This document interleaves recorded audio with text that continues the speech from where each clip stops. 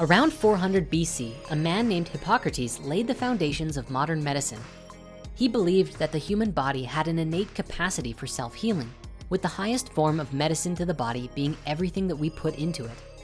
Let food be thy medicine became a Hippocratic oath known around the world today. Over the course of history, our modern approach to treating illness has changed dramatically. Today, doctors receive little, if any, training in nutrition. The system has been designed around a pill for every ill, and the healthcare system fights to keep it that way.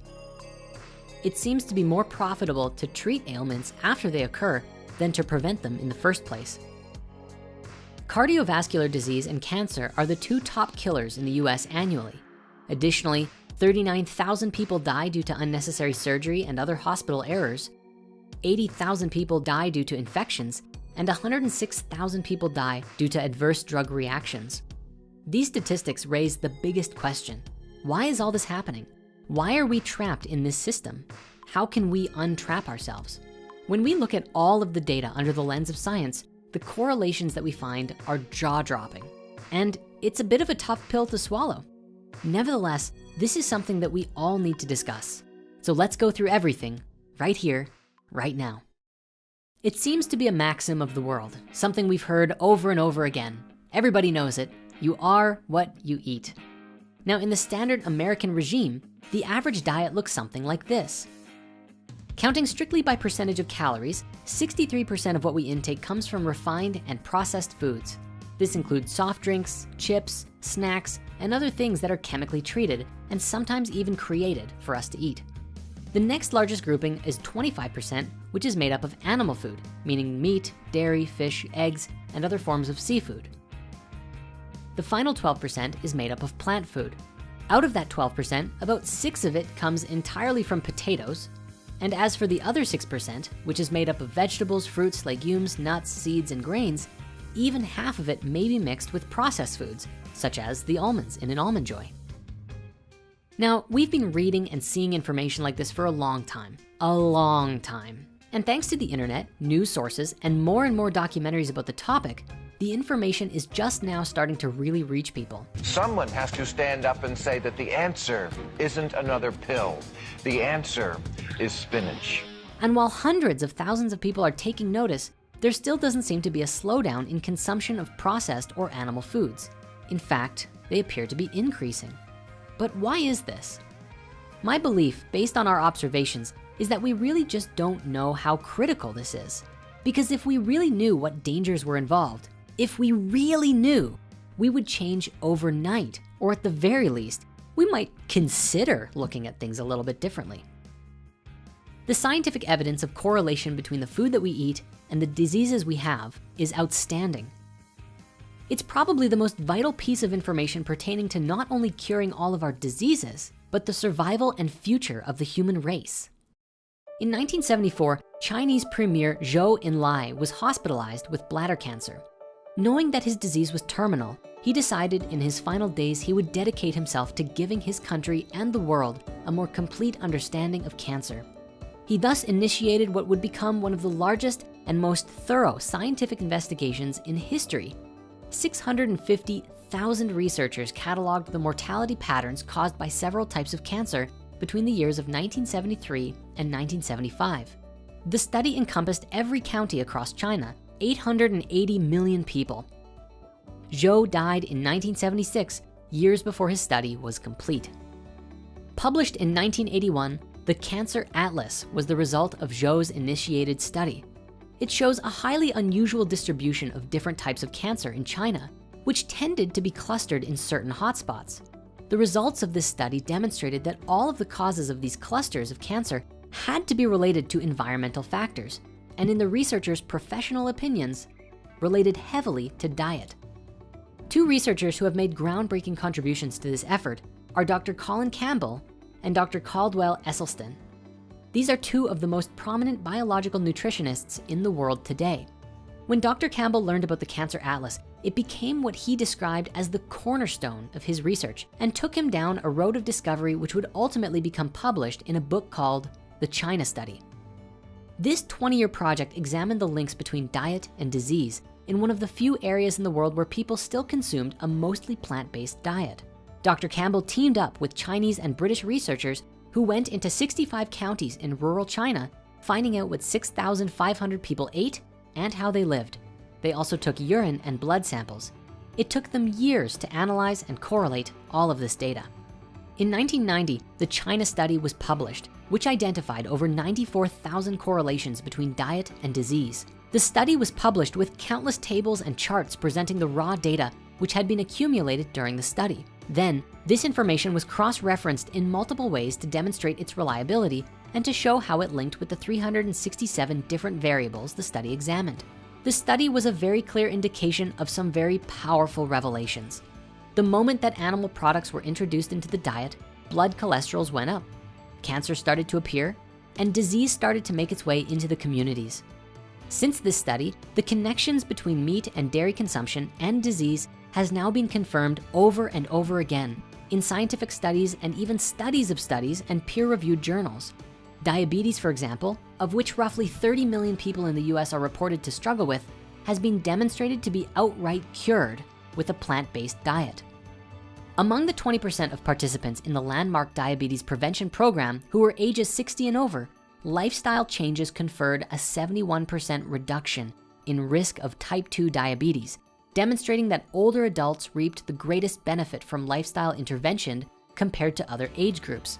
In fact, plant-based diets, like eating patterns that emphasize legumes, whole grains, vegetables, fruits, nuts, and seeds, and discourage most or all animal products, are especially potent in preventing type 2 diabetes and have been associated with much lower rates in obesity, hypertension, hyperlipidemia, cardiovascular mortality, and even cancer.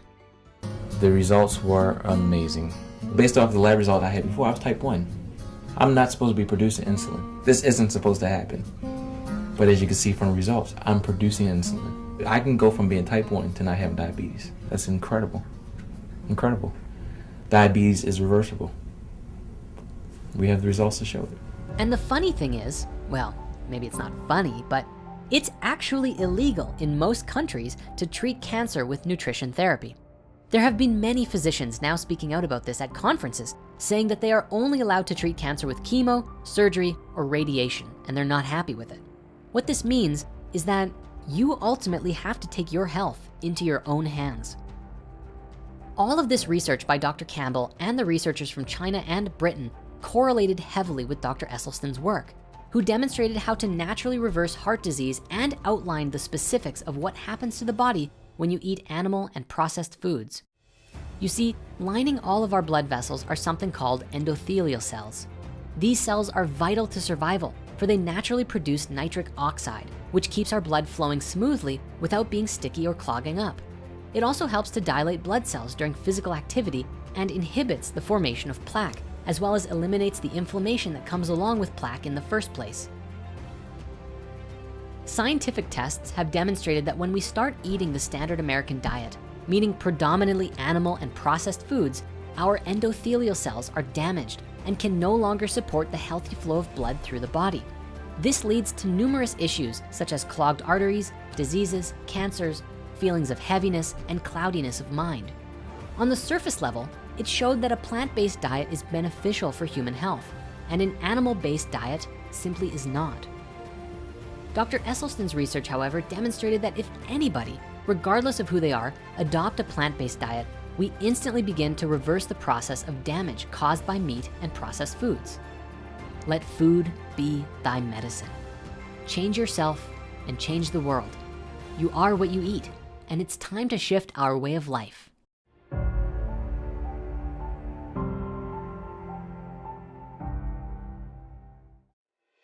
Now, as we continue our journey into physical health, let's take a look at what, for most of us, is already in our bodies. More specifically, how we can optimize our bodies by getting rid of that which does not support us and giving ourselves that which does. Solving a problem means acknowledging first that there is one. And as most of us are aware, there's a lot of toxins in our bodies. In order to clean our bodies and thus clear our minds, we must become aware of what is actually going on and how those toxins got there in the first place. Brace yourself. If you've never heard this stuff before, it could be pretty shocking. Let's start with some basic biology. Scientists have estimated that there's probably close to 37 trillion cells in our bodies. Each individual cell is a living, functioning organism, all working together for you. And each cell has a basic role and function in your life. Some are there to build new tissues. Others are there to transport nutrients around your body. And some, like stem cells, are waiting on reserve to transform into what your body needs at any given moment. You quite literally are your own quantum ecosystem of life, which both survive by and make up the totality that is you.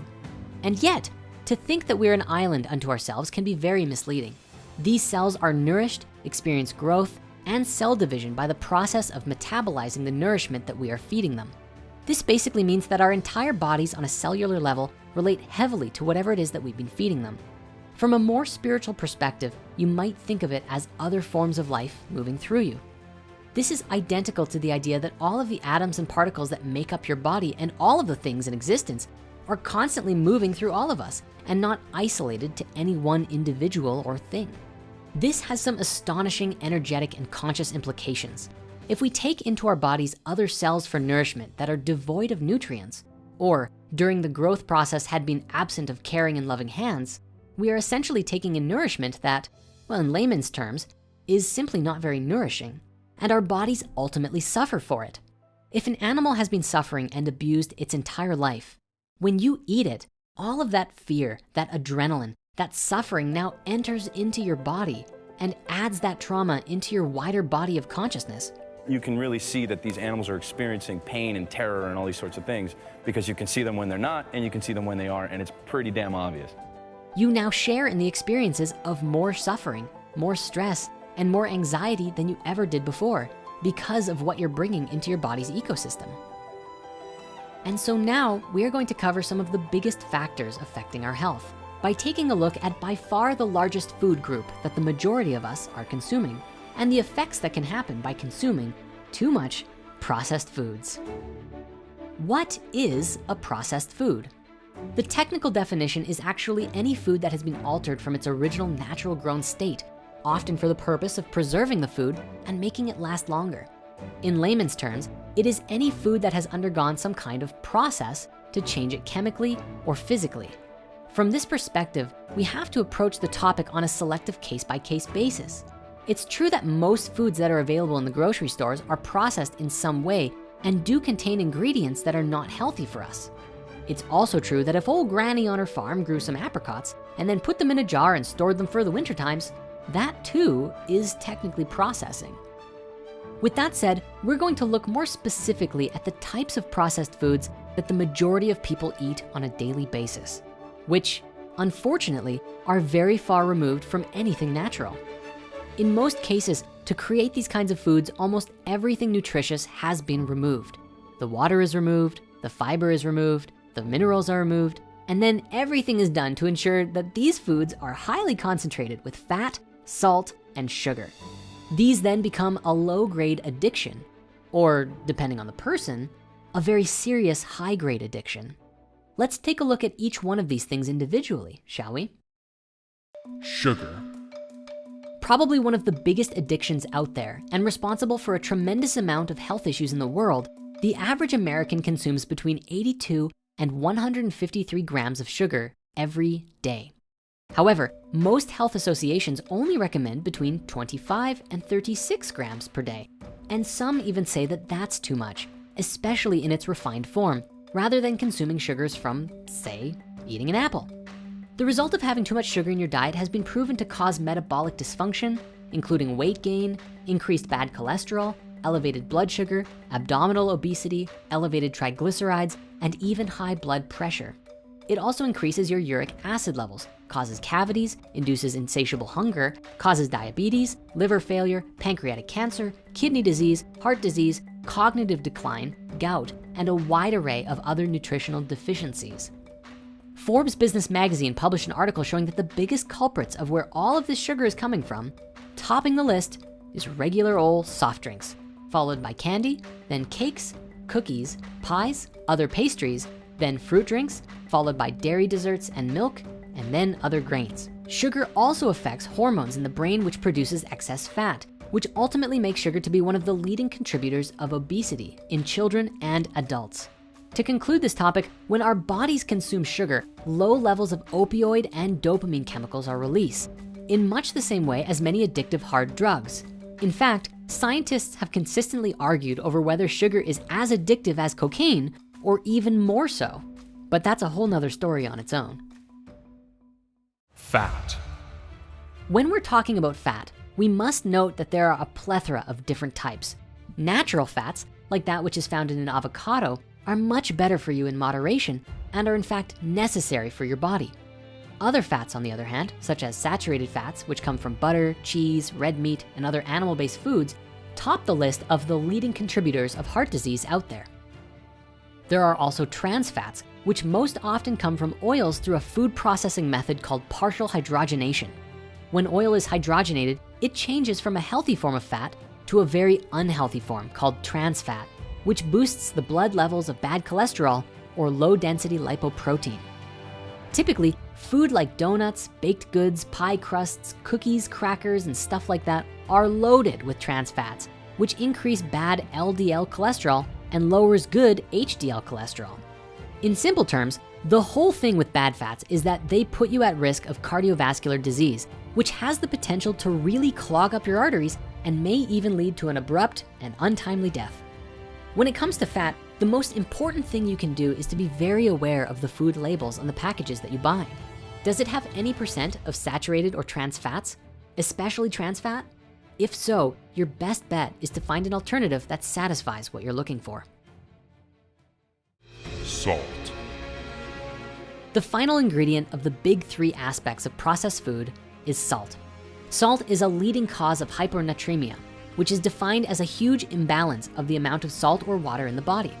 The simple version is, it increases blood pressure, causes heart disease, strokes, and osteoporosis. Elevated sodium levels can negatively affect the function of the inner lining of the blood vessels, particularly those endothelial cells that we looked at in part 1. This can also lead to a decreased rate of glomerular filtration, which are a sign of chronic kidney disease and kidney failure. Salt even causes cognitive disorders by causing the sympathetic nervous system to overreact to stressful situations, pumping out chronically high levels of stress hormones. Which means that if you have a lot of salt in your system and something stressful happens, you're going to be way more stressed out about that thing than if you had ideal sodium levels in your body. It's like, have you ever seen those videos of people getting salty while playing video games?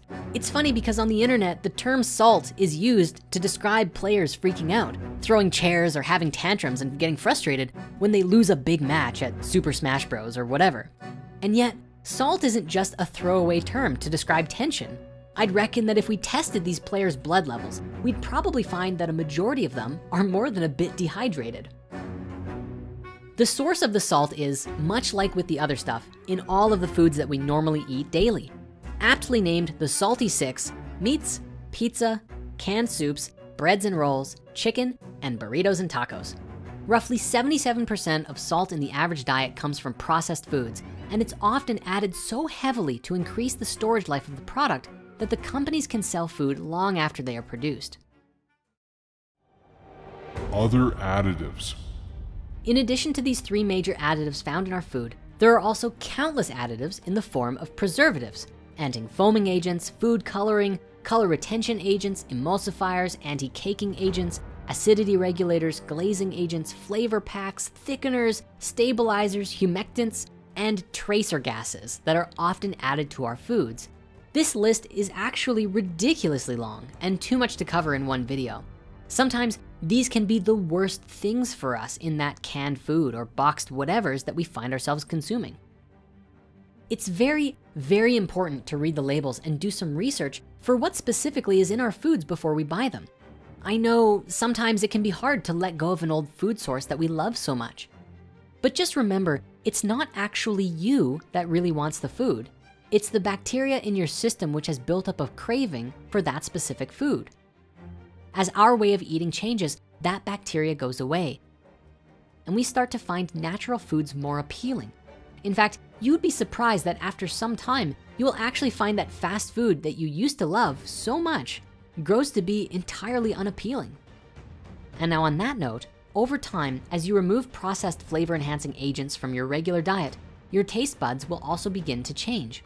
Suddenly, you will be able to notice the subtle sugars within things like carrots, and they will taste sweeter and better than they ever did before. And that is just the beginning of flavor paradise. So before we move on, I'd like to leave you with some good news. This would be that regardless of what level of disease, illness, or just general health challenges that you might have, simply changing what you're putting in your body automatically begins changing your physical ecosystem. It's not about how many pills you're taking. It's just about letting real, healthy food be your medicine. Your body is your greatest investment, so treat it right and it will treat you back. If you're struggling to get started eating healthier, try this for an approach. Instead of thinking about all the things you have to remove from your diet, look instead at all of the new things that you can add. If you start tomorrow with a green smoothie, you may notice that you no longer want that extra cup of sugary coffee on your break. Add an extra apple or a handful of unsalted nuts as a light snack and see if you're less hungry come supper time so you can eat a little less. Try it for yourself, and as always, have your own experience. Your body knows what's best for you, so listen to it.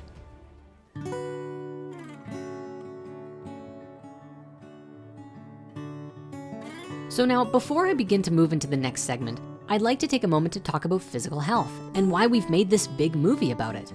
The simple version is this: we can't get to this level of like a spiritual ascension if we're all sick. See, health is currently a huge topic of concern in the world. There's really such an abundant need for it.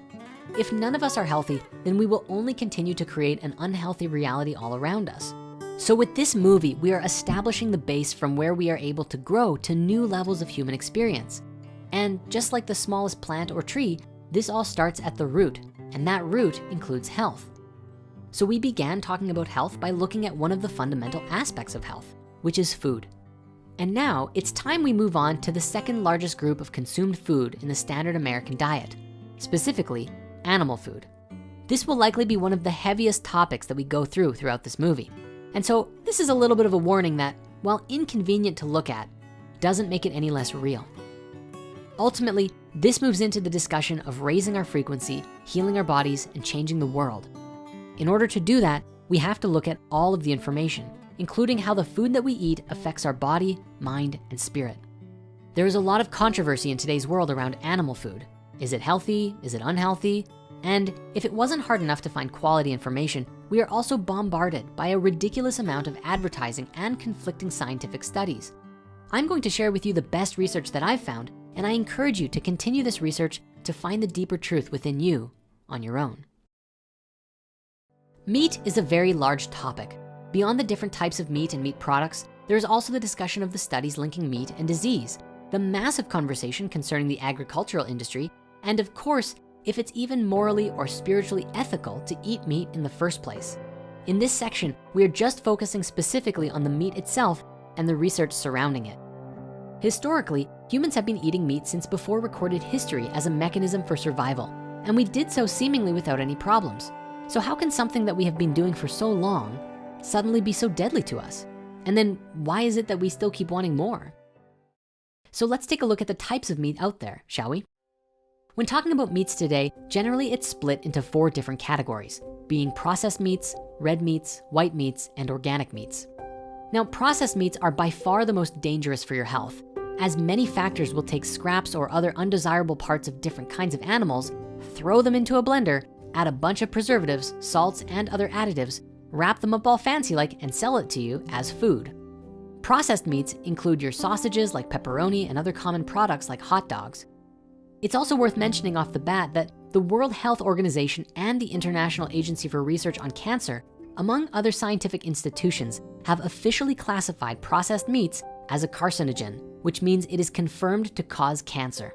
This is based on over 800 studies as of 2015.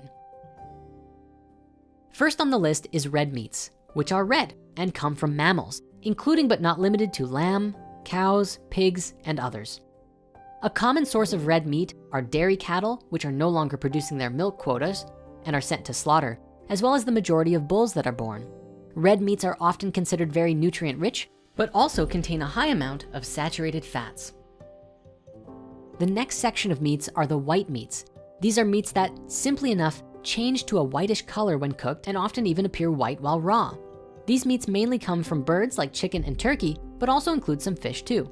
White meats are often considered by the general public to be more healthy for you than red meats, as they usually contain less fats and are a leaner source of protein. The last category of meats are your organic meats. These are animals that have been naturally fed and raised without the use of growth drugs or hormones injected into them.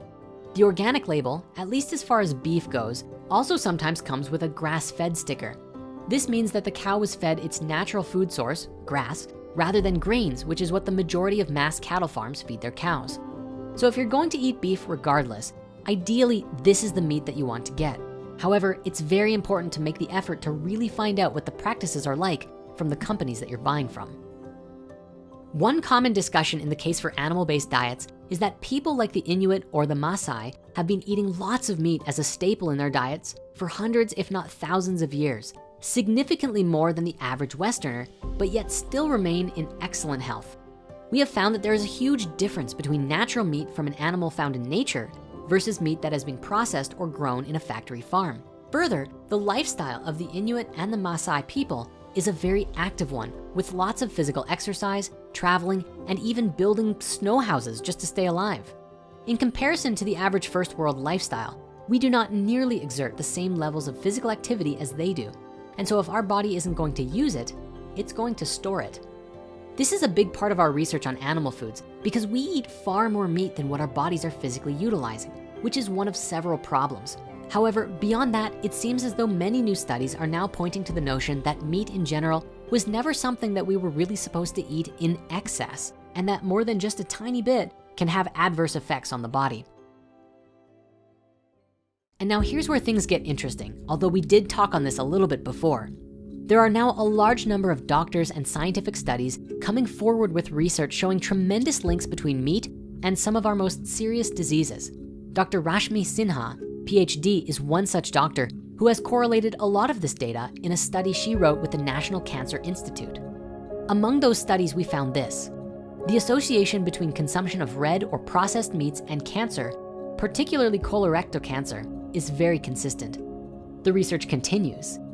In 2007, a systematic review of scientific studies led the World Cancer Research Fund and the American Institute for Cancer Research to conclude that red or processed meats are convincing or probable sources of some cancers, with specific links to lung, esophageal, stomach, pancreatic, and endometrial cancers, and of course, colorectal cancer. Due to the high amounts of saturated fats, meats have also been heavily linked to type 2 diabetes, and in addition to that, processed meats also contain preservatives such as nitrosamines, which are toxic to the pancreatic cells that produce insulin. And so diabetes risk is even higher for those who eat a lot of processed meats. But it's not just red meat. A major 2006 study of 135,000 people found that those who frequently ate grilled skinless chicken had a staggering 52% higher risk of bladder cancer than people who never ate it at all. In addition to cancer risks, white meat is also linked to clogged arteries, osteoporosis, and diabetes just by the animal protein alone. Eggs are the same story, where studies have linked eating eggs to stroke, diabetes, heart disease, and prostate cancer. The fat content in meat can also contribute to the estrogen and progesterone sensitive forms of breast cancer.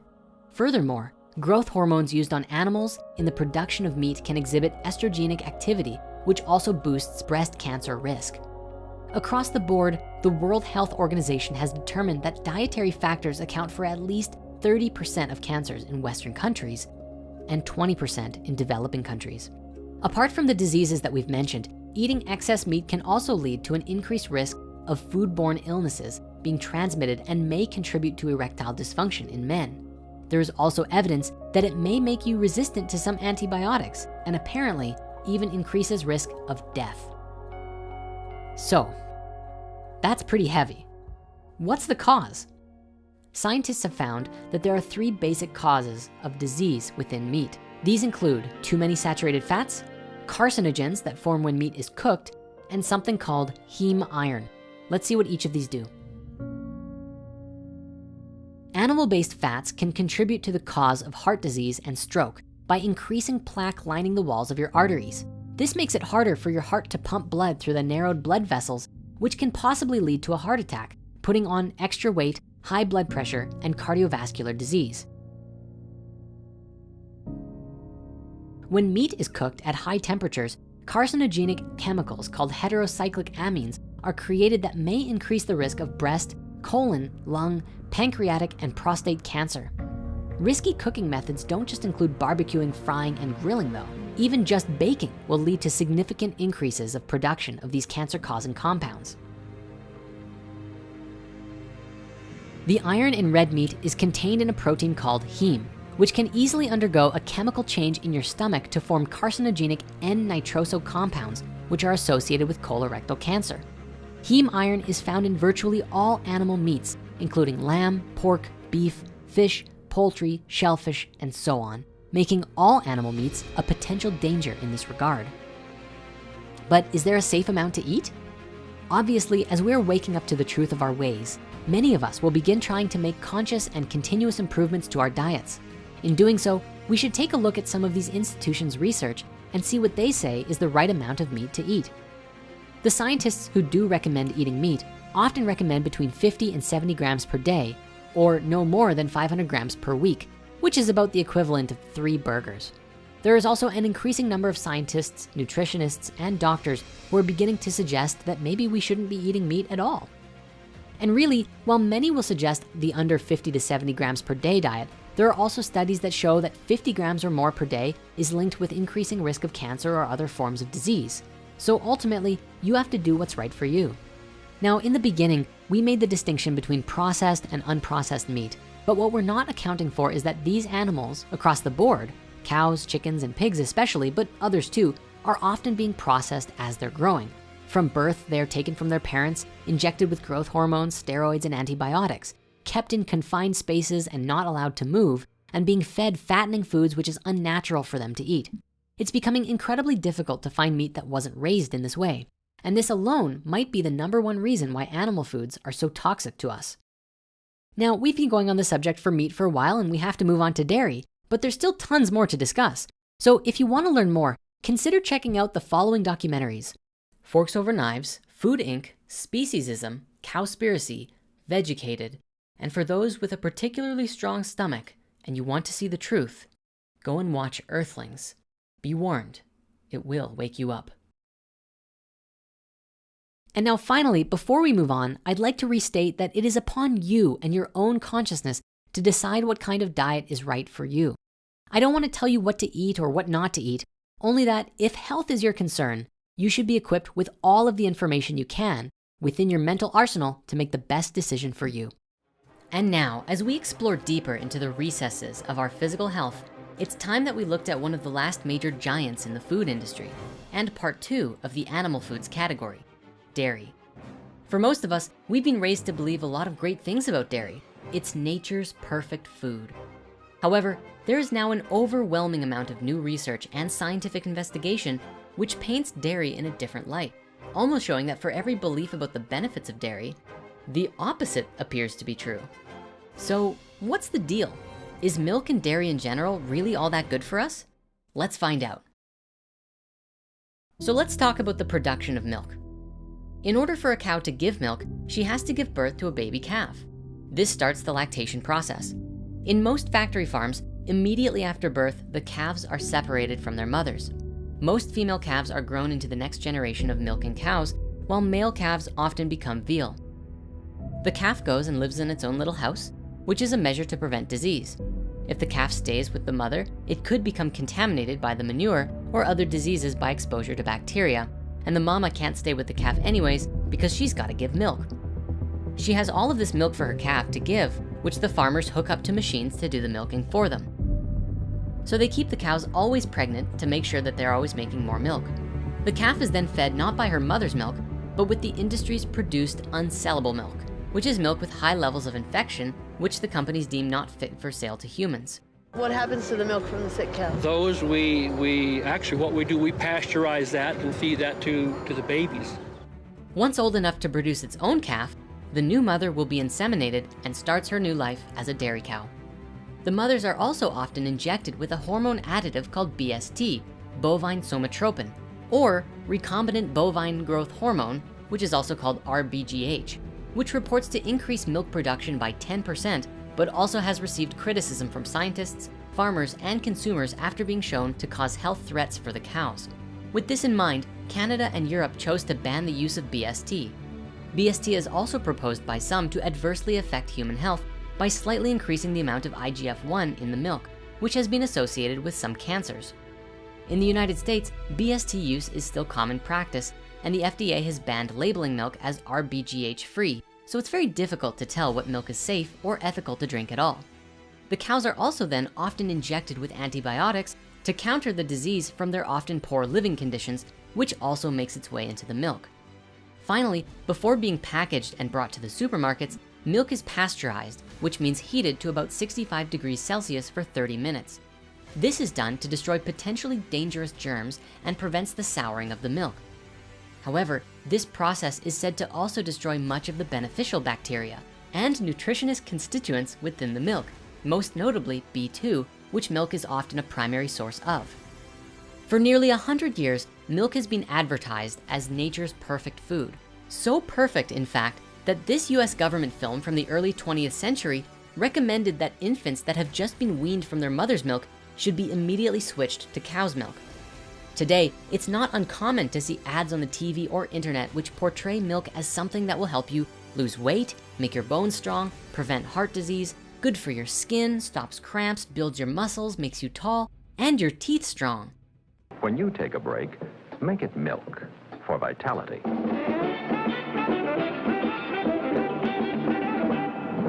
However, new research and investigations by many prominent nutritionists, doctors, and physicians have strongly linked dairy to causing eczema, arthritis, osteoporosis, colon and ovarian cancer, prostate cancer, breast cancer, asthma, and acne. There have also been reports linking dairy to childhood diabetes, intestinal bleeding, bovine leukemia, which is an AIDS-like virus, as well as heart disease, anemia, and increased allergies, which is basically the opposite of everything we've believed to be true about it. But how can that be? In order to understand the answer to this question, we have to take a step back and objectively ask this question: what is dairy? And what is really going on in our bodies when we consume it? The word dairy is actually a name coined hundreds of years ago for a building or environment used for the production of butter and cheese, and which since has been adopted to describe all animal milk related products, particularly cows, but also goat, sheep, and even camel. Okay, so if dairy means a milk product, then what is milk?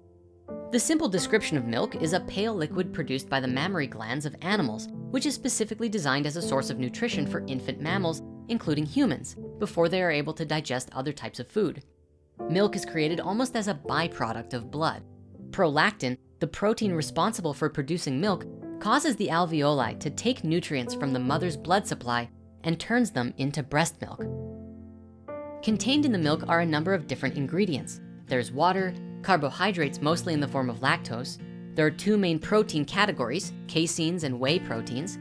Then there are fats, vitamins, minerals, hormones, and growth factors. And finally, there are white blood cells. Let's take a closer look at each of these here. Lactose. Lactose is actually a sugar, milk sugar, and it's comprised of two molecules, glucose attached to galactose. When mammal babies are born, we have an enzyme in our systems called lactase, which breaks these two molecules apart and absorbs them individually. After the age of weaning, however, that enzyme is lost because we no longer need or use it. This is a justifiable explanation for why 75% of the world's population are lactose intolerant. Biologically, we're not supposed to be digesting it. When a sugar is consumed that the bowels cannot digest, it goes through the small intestines where it's supposed to be digested, but isn't. Then it goes into the large intestines and just sits there, giving you gas and cramps. This also often causes diarrhea because the high sugar content draws water into the bowels.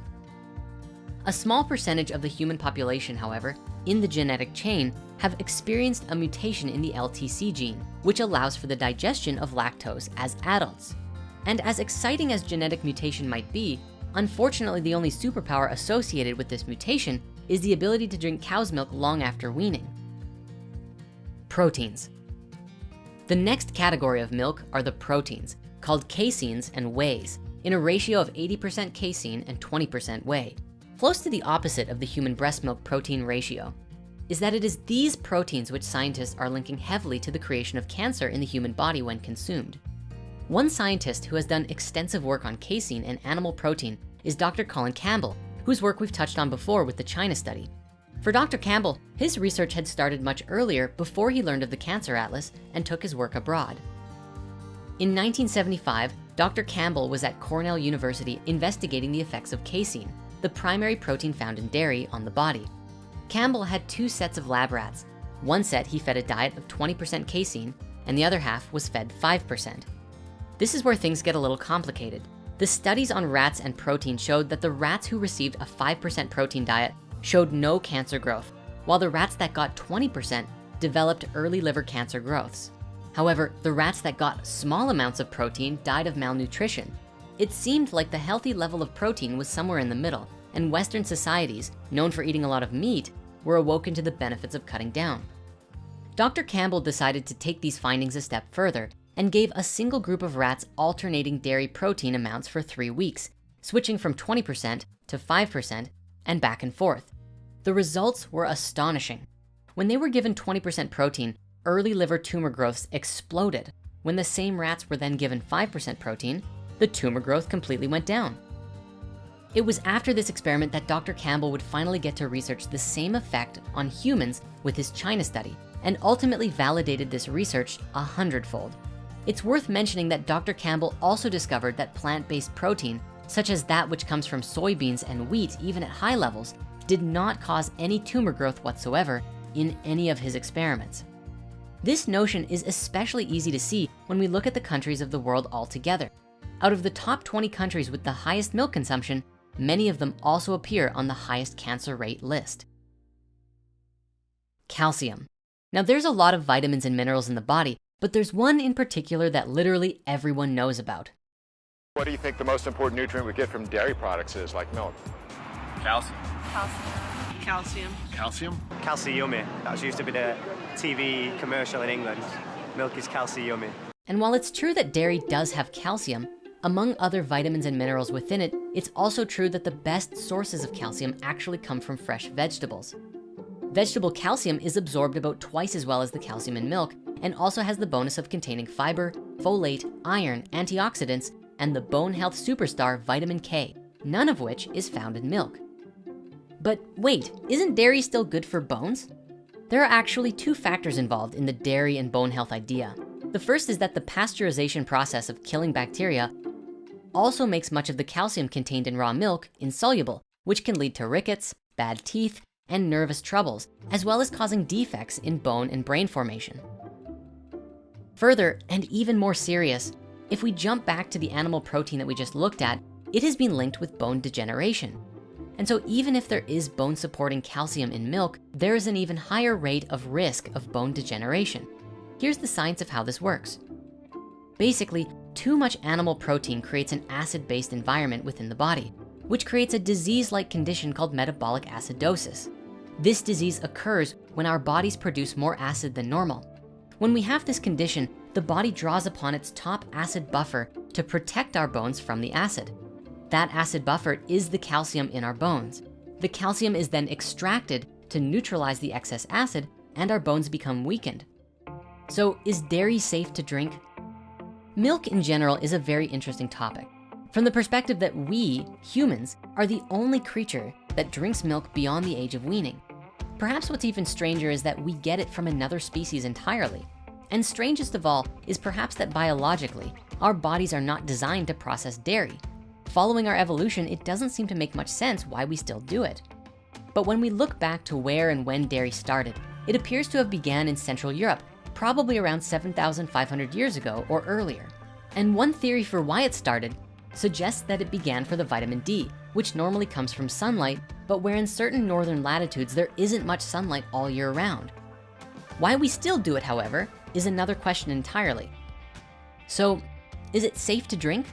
Well, today, and especially regarding milk from cows that have undergone hormonal and antibiotic injections, have been linked to a wide number of diseases by the very processing of the animal and the milk. Further, the animal protein itself, casein, can have adverse effects on the body. As Dr. Campbell's research showed, Too much, like 20%, was immediately linked with cancerous tumor growths. So ideally, if you're going to consume dairy anyways, the best way to do it is probably to find a raw source of dairy from smaller organic farms and very happy and healthy cows, and avoid consuming it in excess.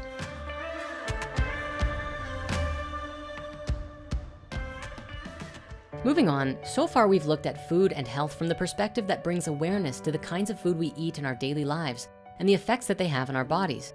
But this isn't where the discussion of health ends. In fact, it's only just beginning. Let us go further into the discussion of our nutritional health by continuing to explore this wheel of food and the standard American diet. We've realized, however, that in order to talk about all of these topics thoroughly, we have to gather a deeper awareness about the fundamentals of nutrition. Nutrition is actually an incredible topic, and just as poor nutrition can damage the body, whole and balanced nutrition can help heal the body and return it to its natural state of being. It allows us to live longer, boosts our immunity to disease, and provides us with clarity of mind and emotions. Things like carbs, fats, vitamins, yeah, we've heard all of these before, but we thought it'd be important to lay it all out simply for you now.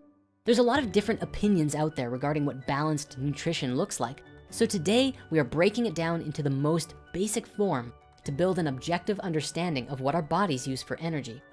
As a final note, I'd like to say that although we've crammed as much info into these videos as we can, there's still so much to learn. Thus, we've made sure to provide a number of sources and great videos that you can watch if you wish to dive deeper into any particular topic. Sound good? Okay, let's get into it. First, what are nutrients? Let's begin by going over the definition of nutrients and nutrition so that we can all be really clear on what it is we're talking about. Nutrients are defined as a substance that provides forms of nourishment which are essential for sustaining and maintaining life. As you might expect, nutrition is then defined as the process of providing or obtaining the food necessary for health and growth. So when we're talking about nutrition, we're really talking about the optimal kind of nourishment for our bodies which supports and maintains our life. But on that note, what are nutrients, really? Well, nutrients are molecules that all organisms need in order to make energy, grow, and reproduce. They are broken down into three main nutrient groups utilized by the organism, which are macronutrients, micronutrients, and phytonutrients. Let's take a closer look. Macronutrients are the class of chemical compounds which humans consume the largest quantities of and come in the form of carbohydrates, proteins, and fats. Water and oxygen are also consumed in large quantities, but are not always considered food or nutrients. However, calcium, salt, magnesium, and potassium are sometimes added to this list of macronutrients because they are required in larger quantities than most other micronutrients. So let's look at macronutrients individually. Starting with carbohydrates, a carbohydrate is a biological molecule consisting of carbon, hydrogen, and oxygen atoms, usually with a 2-to-1 hydrogen to oxygen ratio, the same ratio as in water. The most common and abundant forms of carbohydrates are sugars, fibers, and starches. Carbohydrates in their simplest form are used by the body and mind as an energy source by providing glucose to our cells and cellulose as a digestive fiber. There are two basic types of carbs, simple and complex, which vary depending on their chemical structure, and each is received by your body differently. Simple carbs are basic sugars and give you a quick spike in energy. If you have too much, it can overload your liver and turn to stored fat in your body. In the standard American diet, they're most often found in processed sugars, which besides quick energy, hold no nutritional value. Simple carbs occur naturally in fruits and vegetables, which is the best place to get them because the fruits and vegetables naturally contain other nutrients. Complex carbs, on the other hand, are things like fiber and starch, which take longer to process in the body and carry far more nutrients within them due to their complex molecular chain. Fibers themselves are not even processed, they're just used by the body to push things through. Starches and fibers are found in virtually all unrefined plant-based foods. The key with carbohydrates is finding the right carbs, not avoiding them altogether. Generally, the more complex carbohydrates you eat, the better off you'll be. Interestingly enough, there is a long-standing debate that the human brain evolved because we began eating meat. However, the neurons in the brain run almost exclusively on glucose, not protein and fat, which is what make up the structure of meat. The scientific research on this actually shows quite clearly that it was the advent of cooking, particularly carbohydrates, which fueled early brain growth hundreds of thousands of years ago. And now there is a lot of information to discuss here, so if you wish to learn more, there's links in the video description. Another topic that sometimes gets confused with carbs are calories, so we want to clarify the difference for you here. A calorie is a unit of measuring just how much energy any particular food has within it, and can be found in all macronutrients, whether it's carbs, proteins, or fats. The energy we get from carbs can be measured in calories, though as mentioned with simple versus complex carbs, some sources and types of calories are able to be digested by our bodies more efficiently than others. You might find that an apple has the same amount of calories as a can of low-calorie soda. However, the nutritional value of the apple is significantly higher no matter how you slice it. And a can of soda can't be sliced anyways, and will quickly convert to stored fat when consumed. Now, protein is the major structural component of cells and is responsible for the building and repairing of bodily tissues. Proteins are broken down into amino acids, which are organic compounds essential for every metabolic process in the body. 9 of the 20 amino acids, known as essential amino acids, must be provided in the diet as they apparently cannot be synthesized by the body. As we mentioned before, many people believe that they have to get all of their protein from meat, or that plant protein is inferior to meat protein. While they both can be valuable in their own right, there are many plant sources that have very high amounts of protein in them. Plus, with the lack of heme iron or high levels of saturated fat, which comes along with animal protein, we find that vegetable protein is potentially even healthier for our bodies.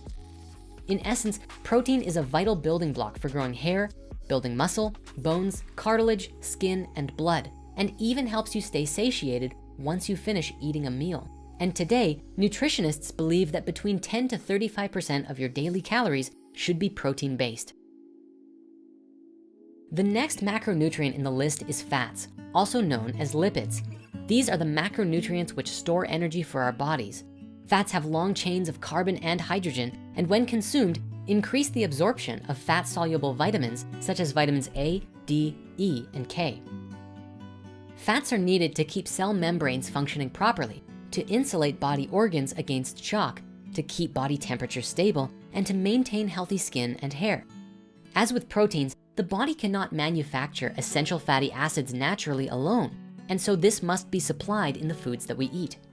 As we touched on before, fats often get a bad reputation, which really shows how little they're understood.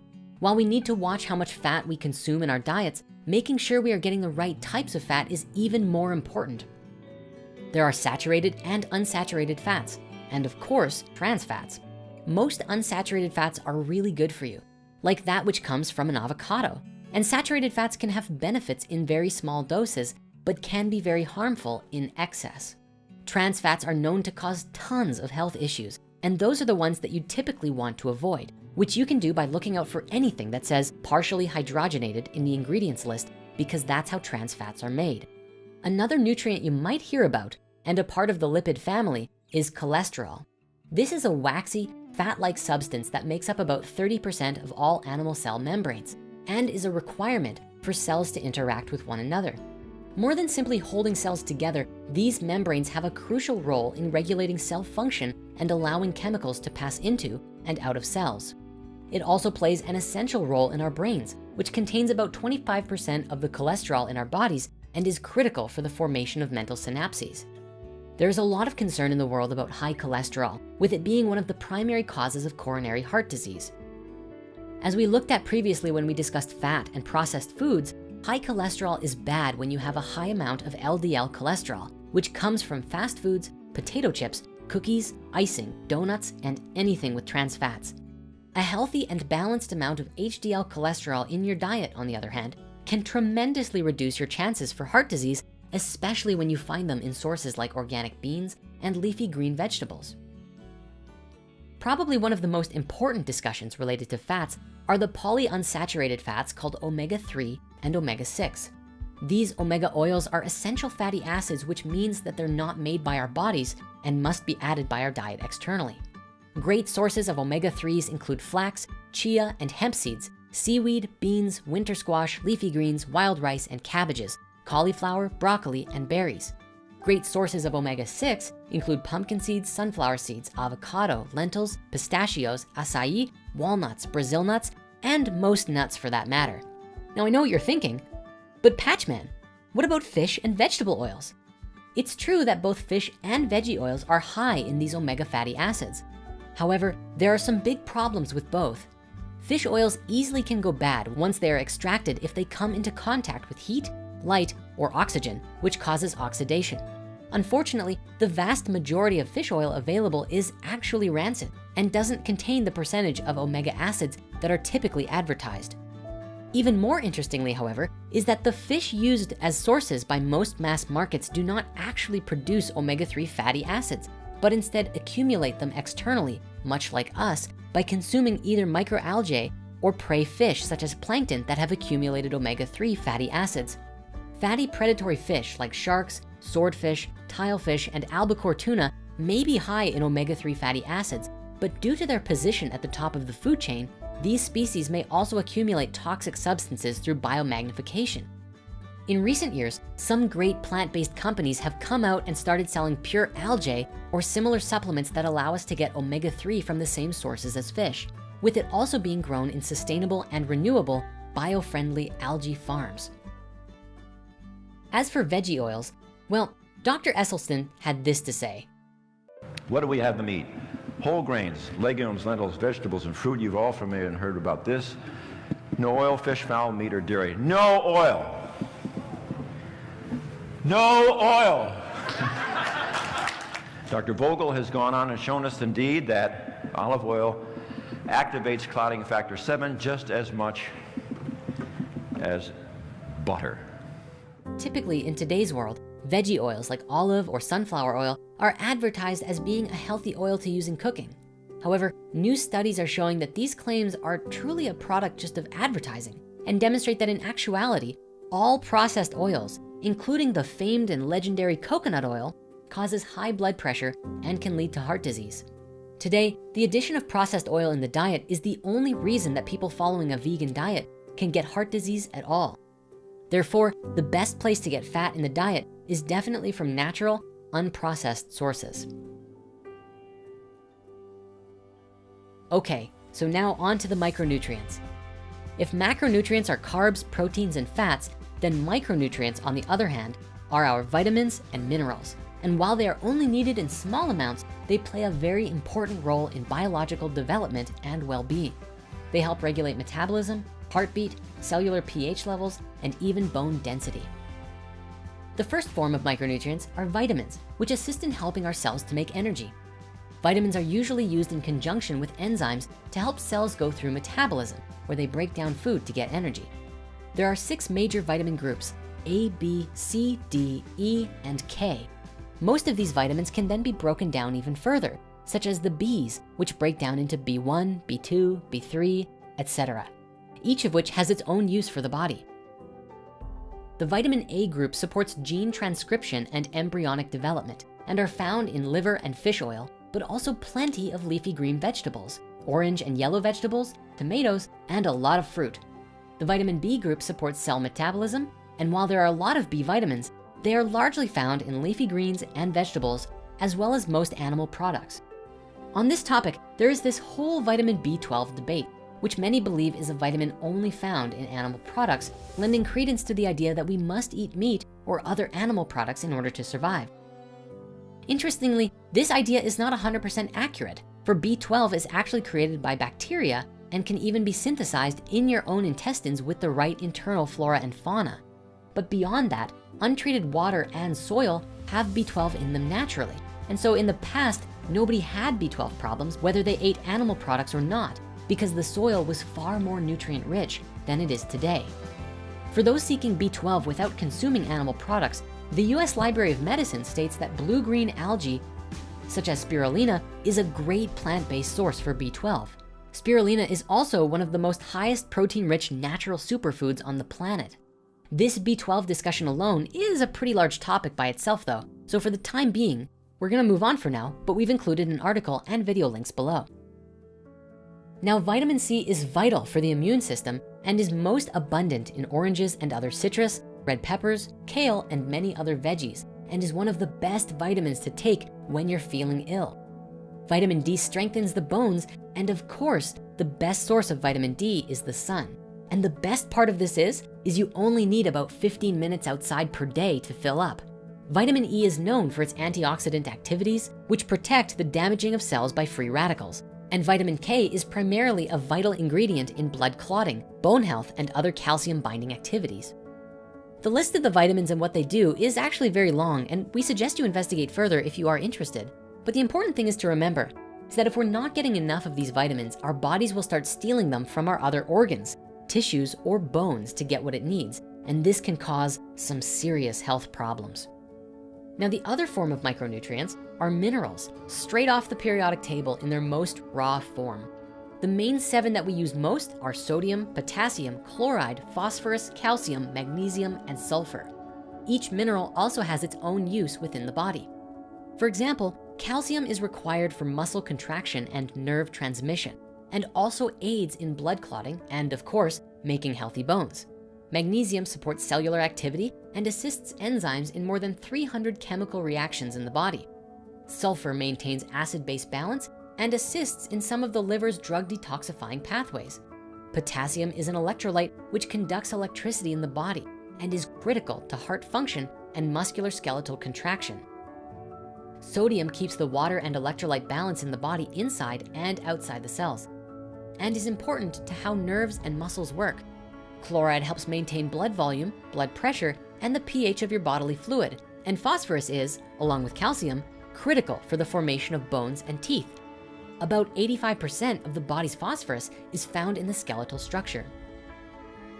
Now, there is another form of nutrient that is less commonly discussed. We call these phytonutrients. This is Greek for plant nutrients and are plant chemicals which have been scientifically proven to provide health benefits, such as providing support for optimal cellular function and communication. These nutrients are in their own classification because they are not related to fats, carbohydrates, proteins, vitamins, or minerals. The benefits of phytonutrients include antioxidant and anti-inflammatory properties. They may also enhance immunity and intercellular communication, repair DNA damage from exposure to toxins, detoxify carcinogens, and alter estrogen metabolism.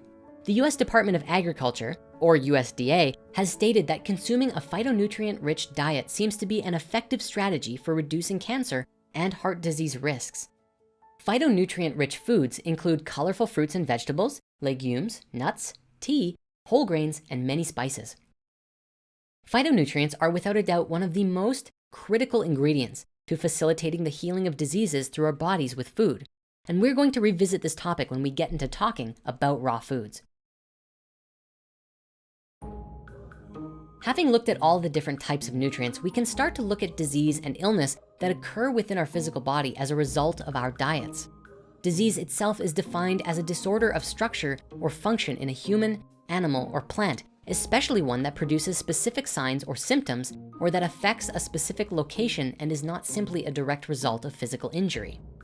The discussions of nutrition and disease actually go hand in hand and are commonly described as nutritional deficiencies. Nutritional deficiencies often come in 4 different ways: conditions that interfere with nutrient utilization, conditions that cause a greater than normal need for a particular nutrient, conditions that cause nutrient destruction in the body, and conditions that cause greater nutrient excretion out of the body. We can see in modern science when nutrition is out of balance, disease runs rampant.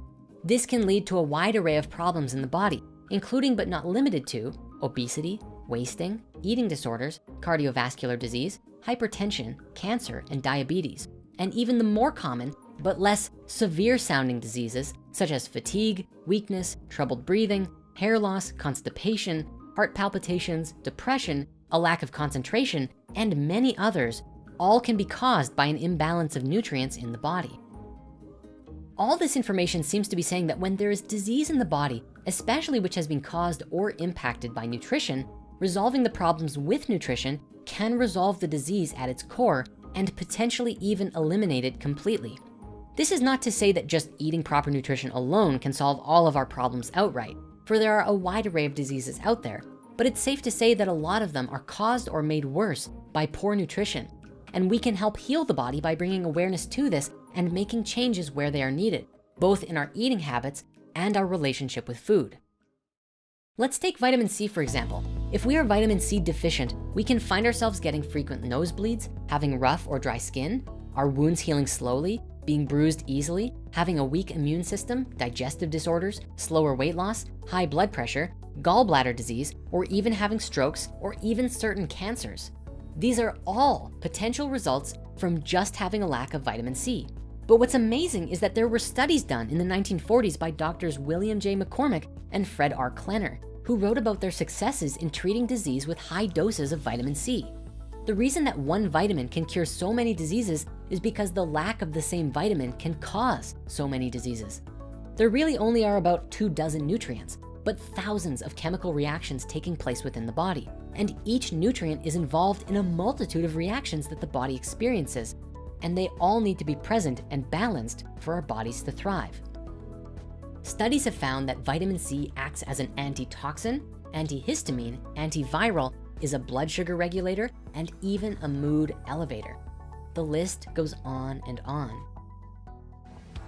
Now, there are a lot of studies and speculations out there that vitamin supplements may not be all that great for us, or not as helpful as we once believed.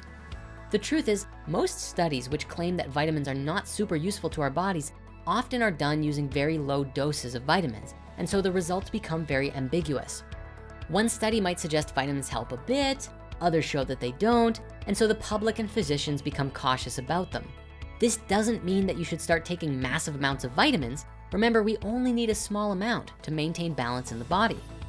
Furthermore, we are talking about two very different things here, vitamins and vitamin supplements. Ideally, you shouldn't have to take any vitamin supplements if you're getting all of your vitamins necessary from the foods that you're eating.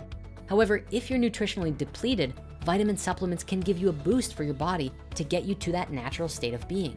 Though it's a great idea to aim towards not needing supplements in the long run and sustain yourself entirely on whole, organic, natural foods. There is still also the challenge that most foods available today are lacking in nutrients, and therefore a daily multivitamin and multimineral might be perfect for this current little pocket of time that we find ourselves in today.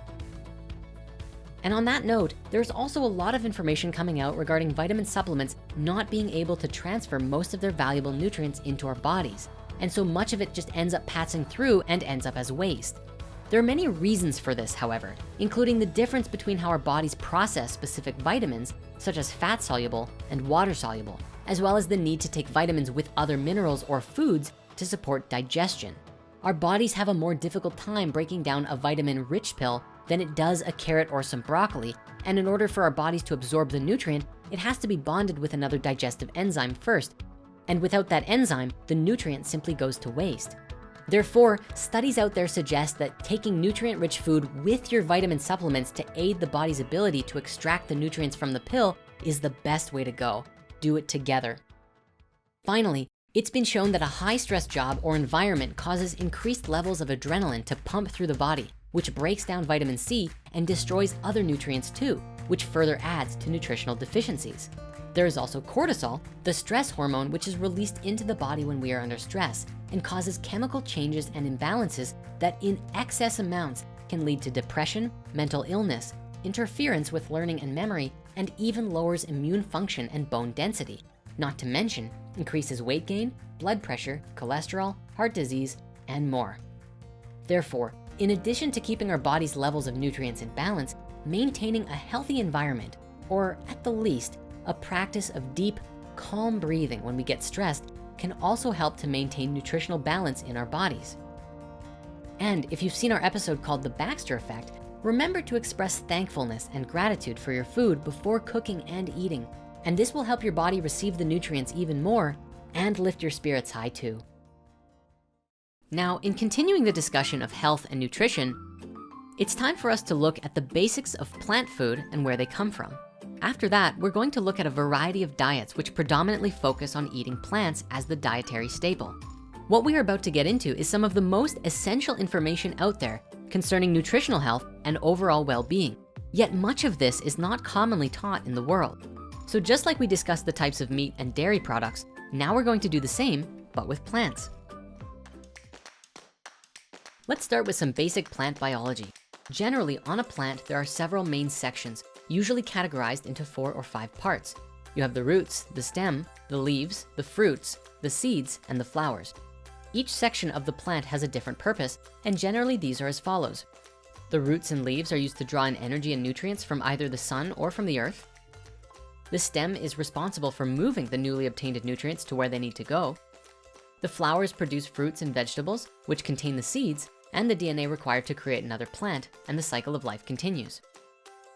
Now, while plants come in all varieties and have many unique self-defense, reproductive, and communication mechanisms, in essence, that's it. It's ridiculously simple, but we can't talk about plant biology without at least touching on the importance sacred geometry has on the shape and the form of plants.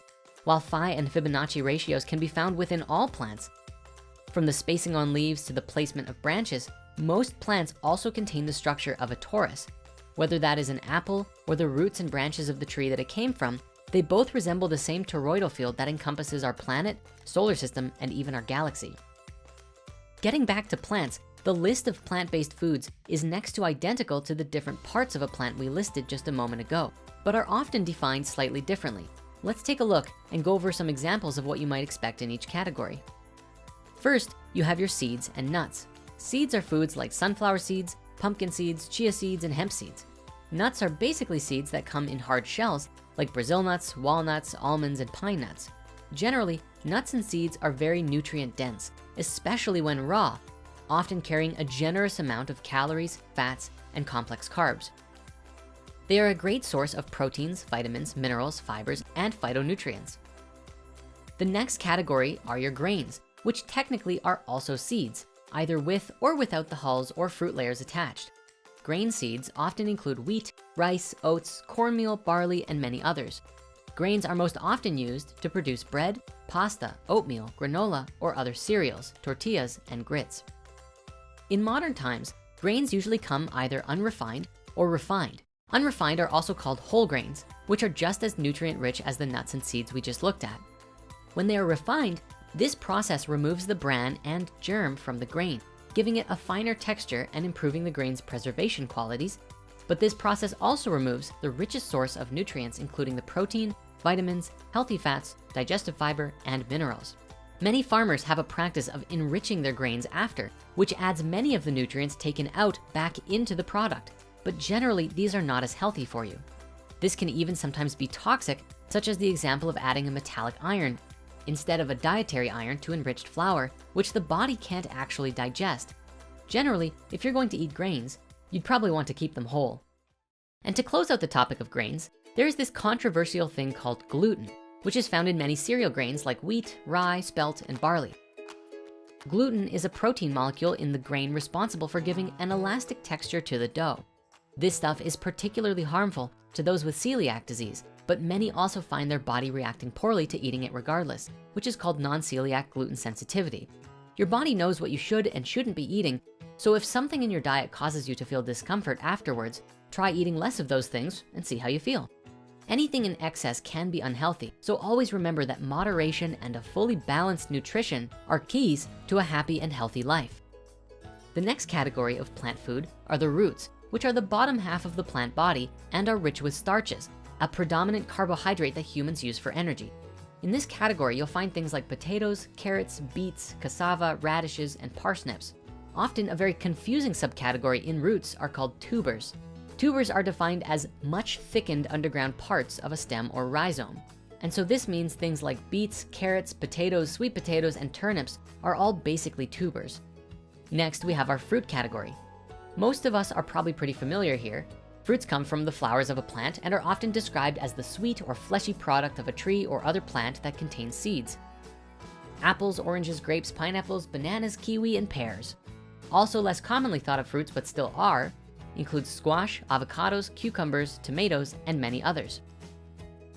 We also have a category called legumes, which encompasses anything that's in a seed pod, such as beans and peas. Most commonly here, you might find lentils, peas, peanuts, and all kinds of beans like black beans, kidney beans, and garbanzo beans. And of course, last but certainly not least, we have the vegetable category, which basically covers everything else. See, the definition of vegetable is actually all other plant parts, including some of the other categories, such as roots, leaves, and stems.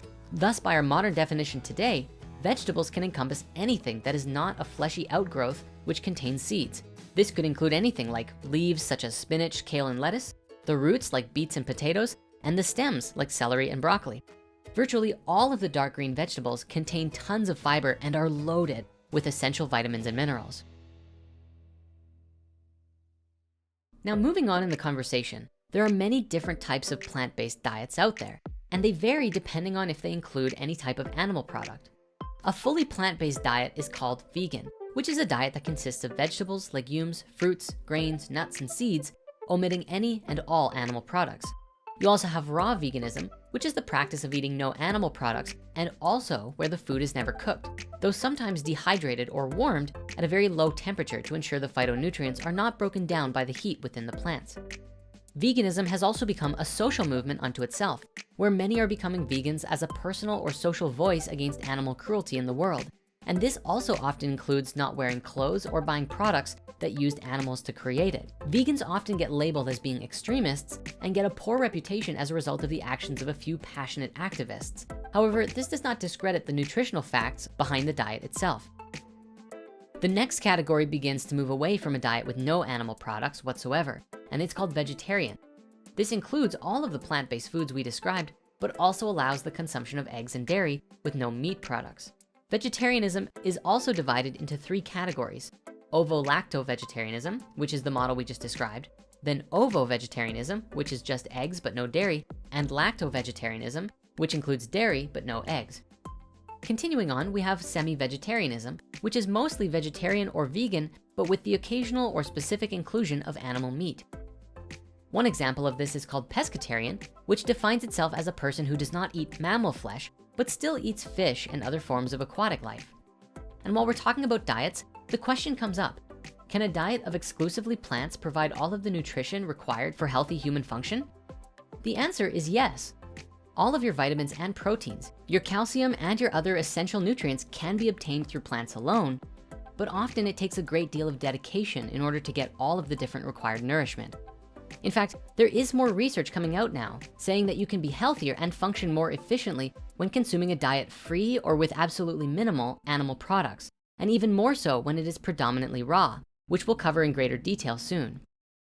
In closing of this particular conversation, from our experiences in life, we found that all of us can become very attached to various things in this world that mean a lot to us. For some, it's our faith. For others, our favorite sports team, TV show, or video game. And for a great many of us, it's our food. We know that talking about food and diets, and especially suggesting making changes, can often cause an internal uproar. But we also know the importance of standing up for the topics that matter, and this is very important for us to do right now. Further, I'd like to note that all of the different definitions that we've covered, especially regarding the classifications of diets, are really all boxes that we have used to collectively describe ourselves and define the different ways of life and belief systems that pertain to the foods that we eat on a regular basis. This is relative to the conversation about boxes of understanding from way back in episode 12. So as we continue to explore what our bodies really need for optimal nutrition, we will be going deeper into the discussion of raw diets and what really happens to our food after we cook it. So before we really dive into this topic, I'd like to share that the purpose of this movie is to really explore all of the benefits around this way of eating. I'm not suggesting that you need to go completely raw or declare yourself raw vegan unless you really feel compelled to do so in your heart. However, in our experiences, we've found that eating a diet with a higher percentage of plant-based foods really allows for an optimal health in the body. For those of you who really wish to transform your life entirely, eating more raw foods is one such way to make that happen. I'd also like to express that raw food literally means any kind of food. While many people who practice eating a diet of mainly raw foods largely just stick with plants, there are also those who consume raw eggs, raw meat like sushi, or even raw cheese made from raw unpasteurized milk. Just keep that in mind as we're moving forward. The choice is always yours. So what are raw foods? Raw foods are powerful healing agents to the body because of what's inside of them. You see, raw means that they're uncooked and unpreserved. They're simply in their original and natural form. When a food is cooked, much of the living nutrients break down and are no longer as readily available to our bodies. Therefore, when eating food that has been uncooked or unpreserved, we are getting the highest amount of nutrients we can out of the food. This can be observed using Kirlian photography, in which we are able to observe the bioelectricity of physical objects. In the case of food, here's a baby carrot that is raw compared to a baby carrot that has been cooked for several minutes. Here's another example between cooked and raw corn. However, There is a wide debate on raw diets and whether cooking all plant-based food largely destroys the nutrients or not. Some of this information comes from the work of Dr. Kuchikov, who conducted over 300 experiments during the 1930s on the different ways the body reacted to different types of food, both cooked and raw. However, let us note that many of his experiments had never been replicated, and thus some of his findings are questionable, where others have been a little bit more backed up. Kuchikov's work seemed to imply that if we consumed a mostly cooked diet, the immune systems in our bodies react to the food as if it was a foreign invader. He called this digestive leukocytosis, where our bodies will generate white blood cell activity against the food that we ate. This is the questionable part of his research, which hasn't really been backed up. The idea was that because cooking the food destroys most of the enzymes, our bodies have to do all of the work digesting the food, instead of working with the enzymes within the food during the digestion process. The body may have to work harder, but it is questionable that it actually raises the alerts inside of the body. Dr. Kuchikov's work also found that every food has its own unique cooking point, which is called the critical temperature. Once food reaches this critical temperature, most of the essential nutrients are cooked away. The lowest critical temperature required to maintain the living enzymes in the food does tend to change from food to food and mostly ranges between 87 to 97 degrees Celsius or 191 to 206 Fahrenheit. We've put a link in our sources for you to see the specifics. Now, there have been many other studies which looked at the antioxidant activity in vegetables when cooked, which are different than the living enzymes, mind you, and found some interesting things about each food specifically. The highest losses of antioxidants were found in peas, cauliflower, and zucchini, with percentages above 50%. In other cases, such as celery, asparagus, and carrots, cooking actually appeared to increase antioxidants. This isn't to suggest that there's anything wrong with cooking food, and the last thing we want to do is demonize it. We know there are plenty of benefits to cooking food, such as destroying bacteria, softening tough foods, increasing the calories in food, breaking down starch molecules into digestible fragments, and even concentrating the flavors. If anything, all of this research really speaks to the nature of balance by observing the benefits on either side of the spectrum. On one hand, we generally seem to have more nutrients and enzymes, but less calories. On the other hand, we have less nutrients, but more calories. Then we must observe our own bodies and take account of what we really need on a daily basis and what we're trying to achieve. So what does this mean for people who want to eat a fully raw diet? Again, the research on the effects of long-term raw diets vary greatly in results. A large number of studies have demonstrated profound healing results from doing this, such as the documentary Simply Raw, which shows how a number of people managed to regulate their insulin production to help treat their diabetes in just 1 month of eating nothing but raw food, despite being considered incurable. Other studies, however, concluded that a long-term raw diet is not recommended because of significant weight loss, and that it is sometimes difficult to get all of the nutrients without being very mindful of the diet. Though, with that said, we also might take note of the 70-year-old woman who looks like she's barely hitting 40 and claims that all she does is eat fully raw vegan and exercises daily. Truly, this particular research is very polarized at this point in time. And no matter what you believe, it seems you can find a study or source backing up your perspective. Nevertheless, it's great to see that there's so much attention and focus on the discussion. Ultimately, we need to do what is right for our bodies by listening to how we feel on a daily basis and acting upon what we know in our hearts is right for us in any particular moment. As we mentioned, one of the biggest revelations in the field of raw food is its ability to affect and treat disease. When put into practical application, we are seeing case after case where raw food has been used to treat diseases and illnesses across the board and generally bring about a renewed and deeper sense of wellness within. In fact, we can cure the so-called incurable diseases such as cancer and diabetes when we apply the right ingredients. And a number of doctors, scientists, and nutritionists suggest that that ingredient is not tens of thousands of dollars in surgeries or therapies, but raw organic food. The Gerson therapy, a holistic approach to healing terminal illnesses, utilizes the power of raw and juiced food. It is a regimented diet consisting of up to 13 glasses of raw green leaf and apple juices a day, mostly raw vegetarian meals with some cooked food and supplements such as potassium, vitamin B12, and pancreatic enzymes. Along with coffee enemas for the rapid flushing of toxins, this method of deep cleansing has demonstrated all manner of rejuvenating effects on the body and produced countless testimonials of healing some of mankind's most serious diseases, especially cancer. All of the research and testimonials of others who have done this powerfully demonstrate that when we make a change in our lives for the better, we can see results that match it, and raw food is no exception. It's worth noting that most people don't switch to a raw diet and stay there forever because it can be difficult to maintain higher calories with this diet, at least without the devotion to figure out how, or perhaps sometimes a lack of available resources. Nevertheless, it is a very powerful, focused burst of healing and rejuvenation to the body for a period of time. Once the results have been achieved, most people will then attempt to find a new, healthy balance between fresh raw food and cooked food. Many people may choose to eat seasonally as well, eating more cooked foods in the winter and more raw during the summer to give the body the types of energy it needs based on the season. This type of diet may vary depending on where in the world that you are. The food we consume greatly impacts our health, and when we can consciously choose to eat whole foods that heal instead of bring harm to our bodies, we can overcome even the most deadly illnesses, and all that is required is our desire to make it so and take action upon that desire. With that said, there is one other method to giving our bodies a powerful boost of rejuvenation, and that is by consuming what today are known as superfoods. Superfoods are nutrient-dense foods which contain an extremely large amount of vitamins, minerals, and other essential nutrients. They are most often plant-based, but can include some fish and dairy too.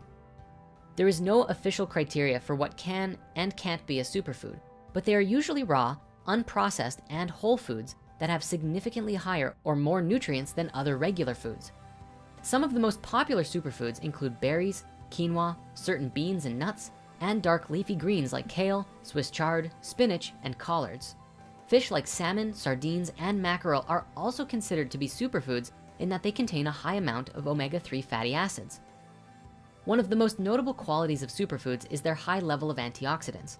Antioxidants are molecules which protect the cells in the body from other harmful molecules like free radicals. One example study of this in particular showed that the phenolic compounds from blueberries can actually inhibit colon cancer cell growth. Some of the more uncommon but extremely powerful superfoods include ginseng, goji berries, buckwheat, reishi mushrooms, kelp, wheatgrass, spirulina, hemp seeds, chia seeds, flax seeds, and raw cacao. Among that list, spirulina is one of the most notable superfoods, being 60% protein and containing a hefty dose of vitamins A, K1, K2, B12, and iron, manganese, and chromium. It has 2,800% more beta carotene than carrots, 3,900% more iron than spinach, and 280% more antioxidants than blueberries. It's seriously amazing. Raw cacao also has more than 300 phytochemicals in it, nearly 4 times the antioxidant power of regular dark chocolate, containing protein, calcium, carotene, thiamine, riboflavin, and magnesium. Uncomparable to regular store-bought chocolate, which contains next to none of the same nutrients due to being cooked, and also being much higher in trans fats and sugar. Generally, superfoods are regarded as powerful safeguards against chronic disease. They have the potential to prolong your life and support your body's healthy physique by lowering cholesterol, producing much needed enzymes, inhibiting cancer-causing cell growth, unclogging your arteries, and so much more. Ultimately, bringing this topic to a close, we always want to come back to the message of balance. We know that eating a wide range of whole foods, both raw and cooked, seems to be the most beneficial in maintaining our nutrient levels, weight, and overall well-being, especially in today's modern world. However, for those who have gone far out of balance by years of eating in excess of foods that are unhealthy, or are struggling with a disease of some kind, a short or long raw and superfood cleanse can bring the body back into a state of equilibrium, and the continued consumption of these foods from then on after the cleanse will continue to promote longevity and a healthy, vibrant body. Now it's time for us to cover a topic that has been part of the health and wellness community since before there even was a health and wellness community. It could even be said that we have been using this wellness technique for as long as people have been on the earth. It's super powerful and full of all kinds of benefits that everyone can take advantage of. This ancient health practice is none other than fasting. There are many different types of fasts found across just as many cherished traditions, and they all generally revolve around the idea of not eating food for a period of time. The most common is a water fast, where you only drink water or don't eat any food for the duration of the fasting period. In recent years, some other forms of fasting have become quite popular as well, such as juice fasting, where you only consume fresh fruit and veggie juice. There has also been some remarkable case studies on dry fasting, which entails going a set period of time without both food or water. The question is, and something you may be asking yourself right now, why would anyone do this? Fasting is without a doubt one of the quickest and easiest ways to rapidly heal your body. It is known to provide a wide range of benefits, such as reducing neurological diseases like Alzheimer's and Parkinson's, inducing body-wide cellular repair processes, lowering risk of diabetes, reducing stress and inflammation, and even preventing cancer. On top of these benefits, fasting also spurs deep mental, emotional, and spiritual healing, helping you release worries, anxieties, stresses, and even helping to get rid of certain addictions. In this way, we then find new clarity and peace within mind, body, and spirit, and may even come to places of deep spiritual revelation. Fasting has played a huge part in many different religions all around the world, which have been said to play a big part in connecting with God and finding ourselves. In Christianity, Jesus fasted for 40 days in the wilderness after being baptized by John in the River Jordan. In Buddhism, the Buddha practiced extreme levels of fasting prior to his enlightenment. In Islam, Muhammad practiced fasting quite regularly and initiated a new type of fasting called intermittent fasting, which was abstaining from eating and drinking from sunrise to sunset. This fast was adopted by all Muslims during the month of Ramadan and still takes place today. Fasting also plays a large role in Jainism, Taoism, and many other spiritualities. Across all of these faiths, they believe that fasting would bring incredible miracles into our lives.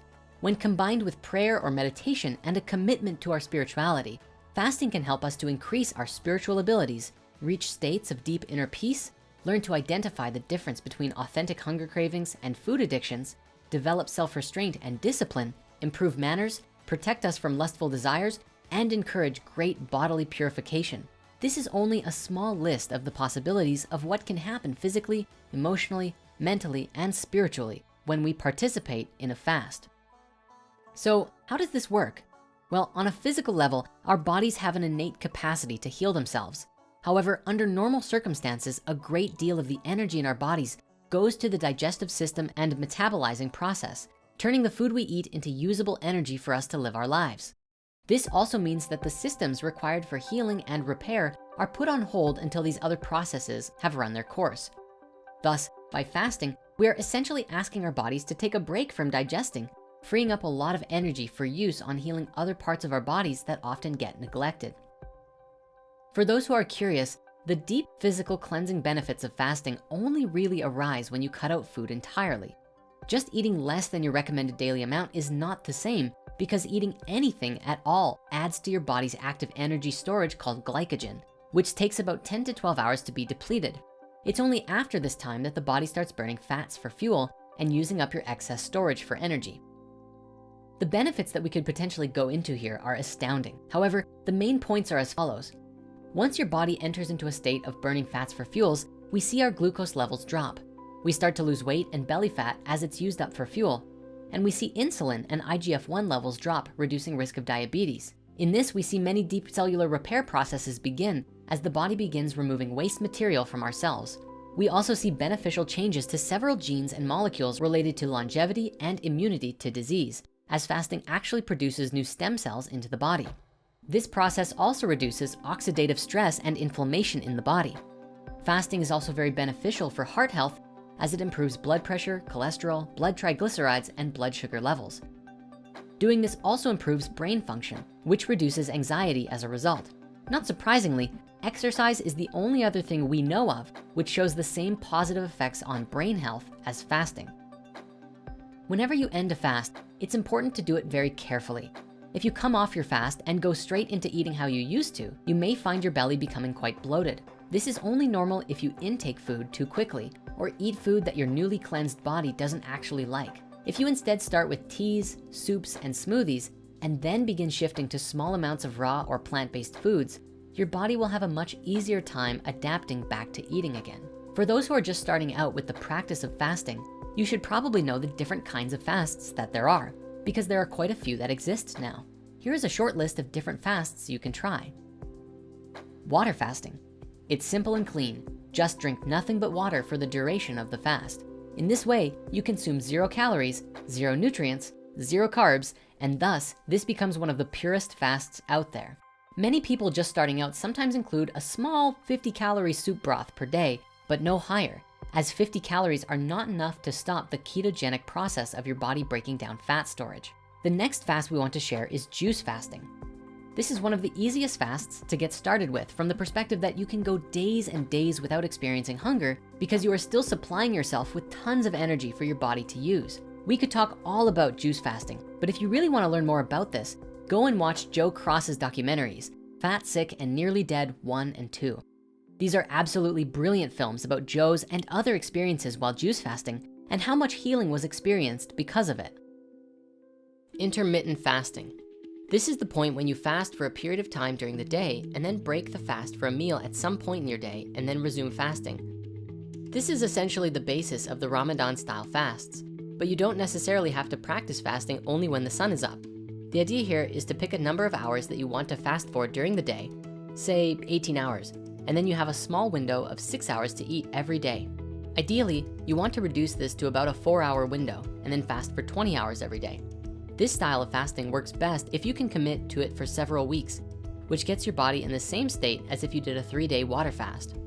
Then we have dry fasting. Before I even describe this one, I'd like to express not to try this fast until you have practiced other forms of fasting for a long time and not to practice it without supervision. That said, this is going to blow your mind. There is this myth out there that humans can only survive without water for 3 days and then you'll die. However, the longest record for someone surviving on a dry fast is actually 18 days. It is suggested that this is the same fast that was practiced by Jesus, Buddha, Moses, and Krishna in the old scriptures, but nobody knows for sure. Dry fasting is particularly intense because it involves cessation of both food and liquid for the duration of the fast. Some even restrict physical contact with water as well, because under dry fasting conditions, the skin becomes even more absorptive to the moisture in the air and what you touch. Normally, toxins are released through the liquid in the body, but since there is very little water in the body at this point, toxins are eliminated by a unique mechanism whereby each cell essentially becomes its own furnace to burn up its own waste by attempting to rebalance the heightened level of pressure between the inside and the outside of the cells. This method of fasting also releases more living stem cells into the body than regular fasting. A Russian doctor named Dr. Filanov has practiced medical dry fasting with his patients and experienced some tremendous results in healing some very deadly diseases, and has compiled his research into a book called Dry Medical Fasting, Myths and Reality. A translation of the book is available on our website, and we'll provide links below in the author comments. My live action counterpart, Jordan, actually did a 7-day dry fast between the August eclipses of 2017, and you can read about them on his blog, which we'll also post a link to that in the comments too. There's also a lot of new fasting systems out there that have been invented, such as the Master Fast Cleanse. This is a fast which combines intermittent juice fasting and dry fasting, where you consume dark juices for 6 hours per day, and then dry fast for the remaining 18 hours until the next hydration period. You also consume a small amount of psyllium husk pudding with activated charcoal and bentonite clay, which is essentially a fiber that massages your intestines and peels toxins out of your colon as it moves through. Then once a week, you dry fast for a longer period, and that longer dry fast duration increases over the course of the fast, which is upwards of 60 to 120 days. Our friend Giovanni did this fast, and if you'd like to read about the experiences he had, you can do so on the Collective Evolution website, and we'll post links in the author comments below. Now, again, for those who are just starting fasting, or who even are seasoned vets, we'd like to give you some warnings and advice to keep everyone safe.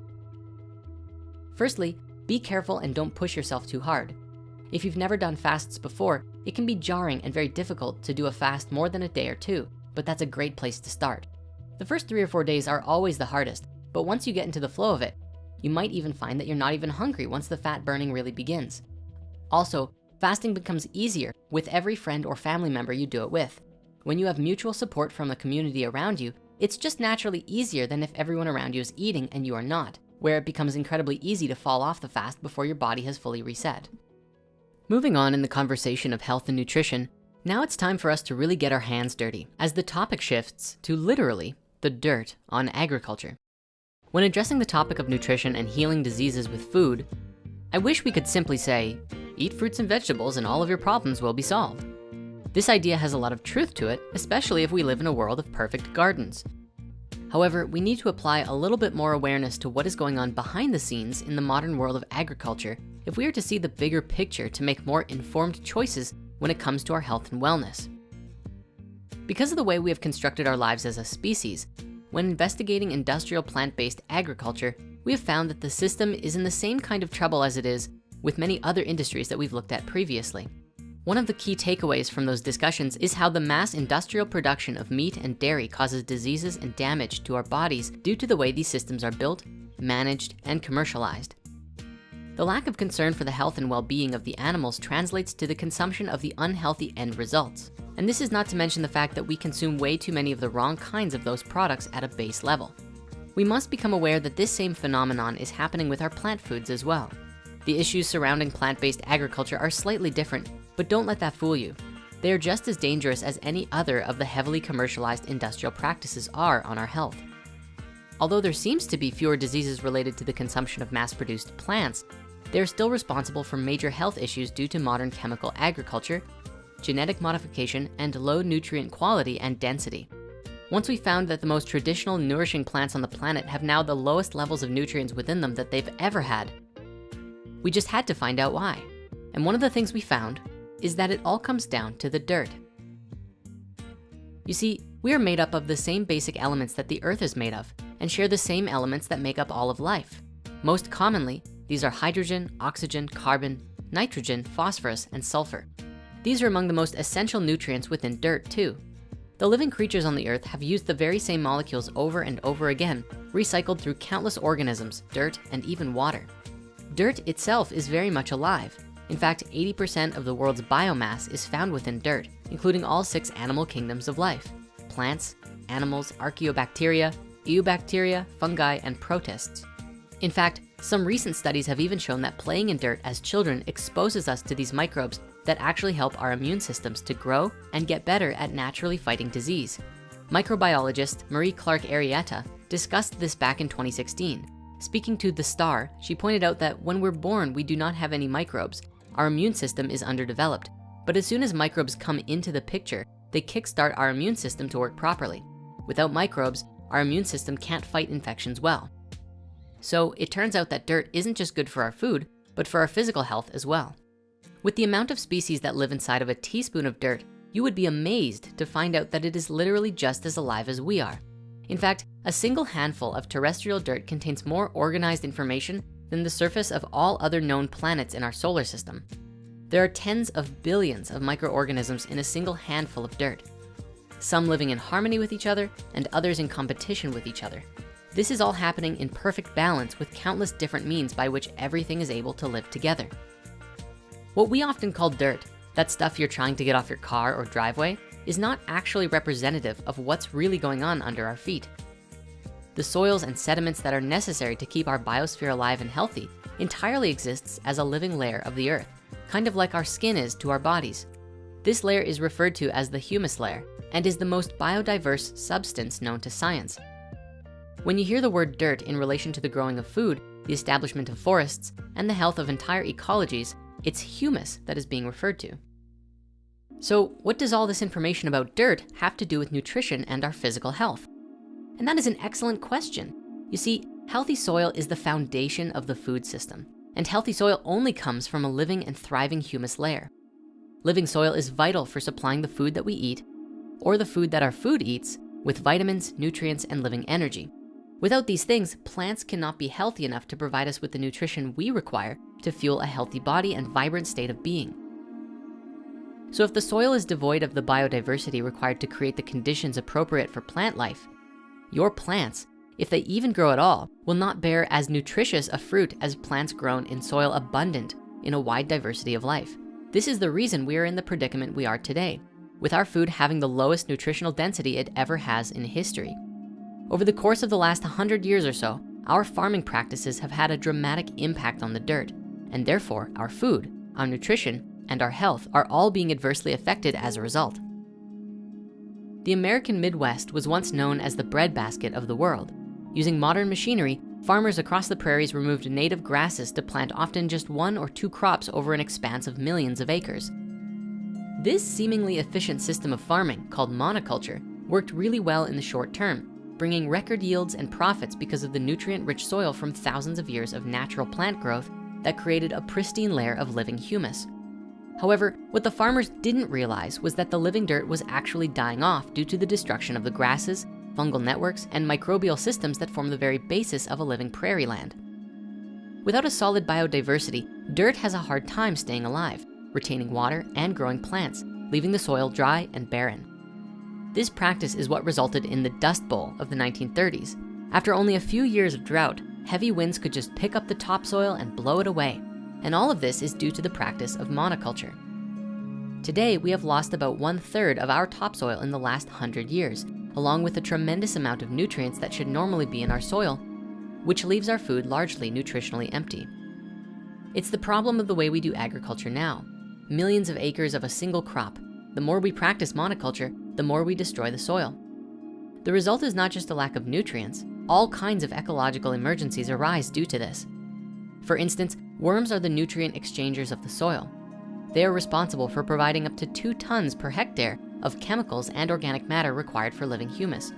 Since 1950, in Europe alone, worm populations have gone down from 2,000 kilograms per hectare to less than 100 kilograms per hectare, causing a devastating blow to the soil.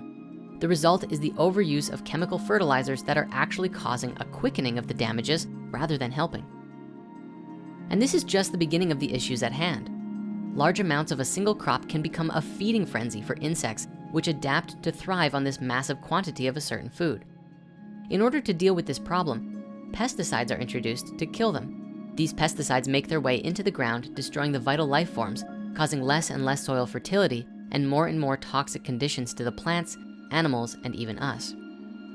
If you think about it, plants and insects are all biological organisms and very much function in the same basic ways that we all do. If we are feeding insects a poison that will kill them, the same stuff is going to kill us if we eat it too, or at the very least, be damaging to our bodies. The next challenging aspect of our agriculture is the spraying of herbicides, because all kinds of unwanted native plants begin to grow in the same area and choke out the intended crops.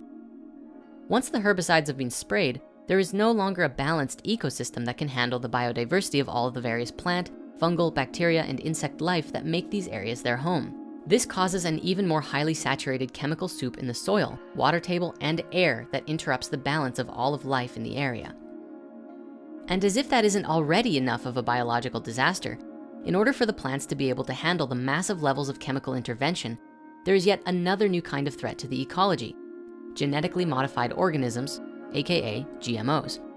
These new genetically modified frankenplants are tinkered with at a genetic level to handle the various kinds of chemicals being sprayed, among other things.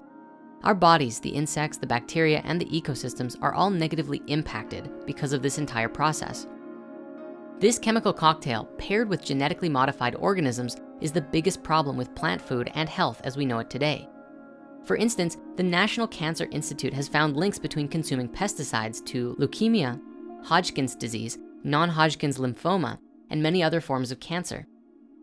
Pesticides have also been shown to disrupt the endocrine system, wreak havoc with hormone regulation in the body, and disrupt the reproductive systems.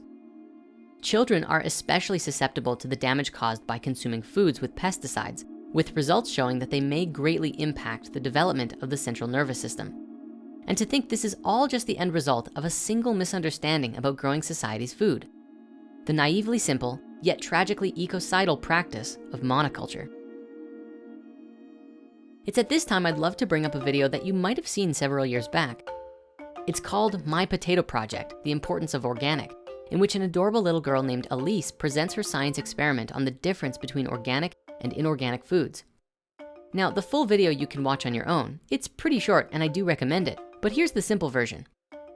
She tried growing a non-organic store-bought potato, and after 3 weeks, nothing happened. She tried growing a store-bought organically certified potato, and over a month, it finally grew these, in her own words, wimpy little vines. And finally, she went to a local farmer's market and got an organic potato from the grower who brought it directly from the farm. After only 1 week, it looked like this. The entire project really is incredible for several reasons. The first is observing just how much life energy natural foods have within it, and how much of that is drained when they are treated with chemicals. Elise also explains the dangers of these herbicides, which go deep into the cell structure of the plants, so washing them doesn't actually make a difference. Companies may claim that herbicides aren't bad, but if they weren't toxic, would the people spraying them really need to be wearing what look like radiation suits? So what can we do with this information? One simple answer is start a permaculture garden, and we're gonna explore that very soon. Otherwise, if you can, start frequenting farmers markets so that you can support the small local farmers who offer a wide variety of fresh vegetables grown with more traditional methods promoting healthier soil. If you are a farmer or know farmers who may be using traditional practices, we wanna say thank you. Even more than this, if you are doing the practices of permaculture, we are deeply grateful, as it surely takes a great deal of time, devotion, and effort to convert your farm over to these more wholesome systems. Anyone introducing healthy crop rotation cycles, permacultural practices, or creating vertical greenhouses to save space are helping everyone and everything to be healthier and happier in every way. And at this moment, I'd love to extend an open invitation to all of the large industrial agriculture organizations responsible for creating the chemicals, equipment, and GMOs that are poisoning our people and our planet. We understand that you're doing the best that you can with the information that you have, and that all of the resources spent on pesticides, herbicides, and GMOs are a result of years of monoculture development, which, out of necessity, required you to implement those systems. With that said, I'd like to invite you to take account of everything we've explored in this movie and make a change. If you change your system internally from the top and restructure the way food is grown across all of your farms, you set yourself up to be seen as heroes to the people of the planet by supporting and demonstrating what it means to live in harmony with the earth. In this way, you set yourself up for a long, healthy, and sustainable practice, help heal the world, and continue to thrive as an organization. Now, this part of the conversation was mostly all based around land agriculture and plants, but we also have to take a moment to acknowledge that this same exact thing is happening in our seas and oceans, and it's having a very dire and adverse effect to all of the marine life and the natural ecosystems on the planet as a result. Oil and garbage pollute the water, choking its inhabitants and causing tremendous suffering for literally everyone. For example, it was recently discovered that the tiny synthetic fibers of our clothes are released bit by bit through our washing machines and end up in the very fish that we eat. And in 2019, it was shown that ice sheets in the Arctic actually contain traces of microplastic. Let that sink in for a moment. The Arctic, one of the most remote regions on our planet, is suffering as a consequence of our plastic dumping. It's very important that as we reevaluate and change our farming and agricultural practices on land, we also must do the same thing for our relationships and practices with aquatic life, cultivating a healthy and sustainable practice of aquaculture. But with everything that we've looked at, even when times may seem bleak, the truth is we are in the process of discovering the miracle of who we really are and step into a whole new way of life on earth. But to get there, it takes a deep respect for all of life and honoring all that has come before us. So don't fear, have faith, and know that we are here with you every step along the way to see this world shift into a new age of light. Understanding and cultivating the requirements for living a healthy life is one of the most important foundations we need to build as both individuals and as a species.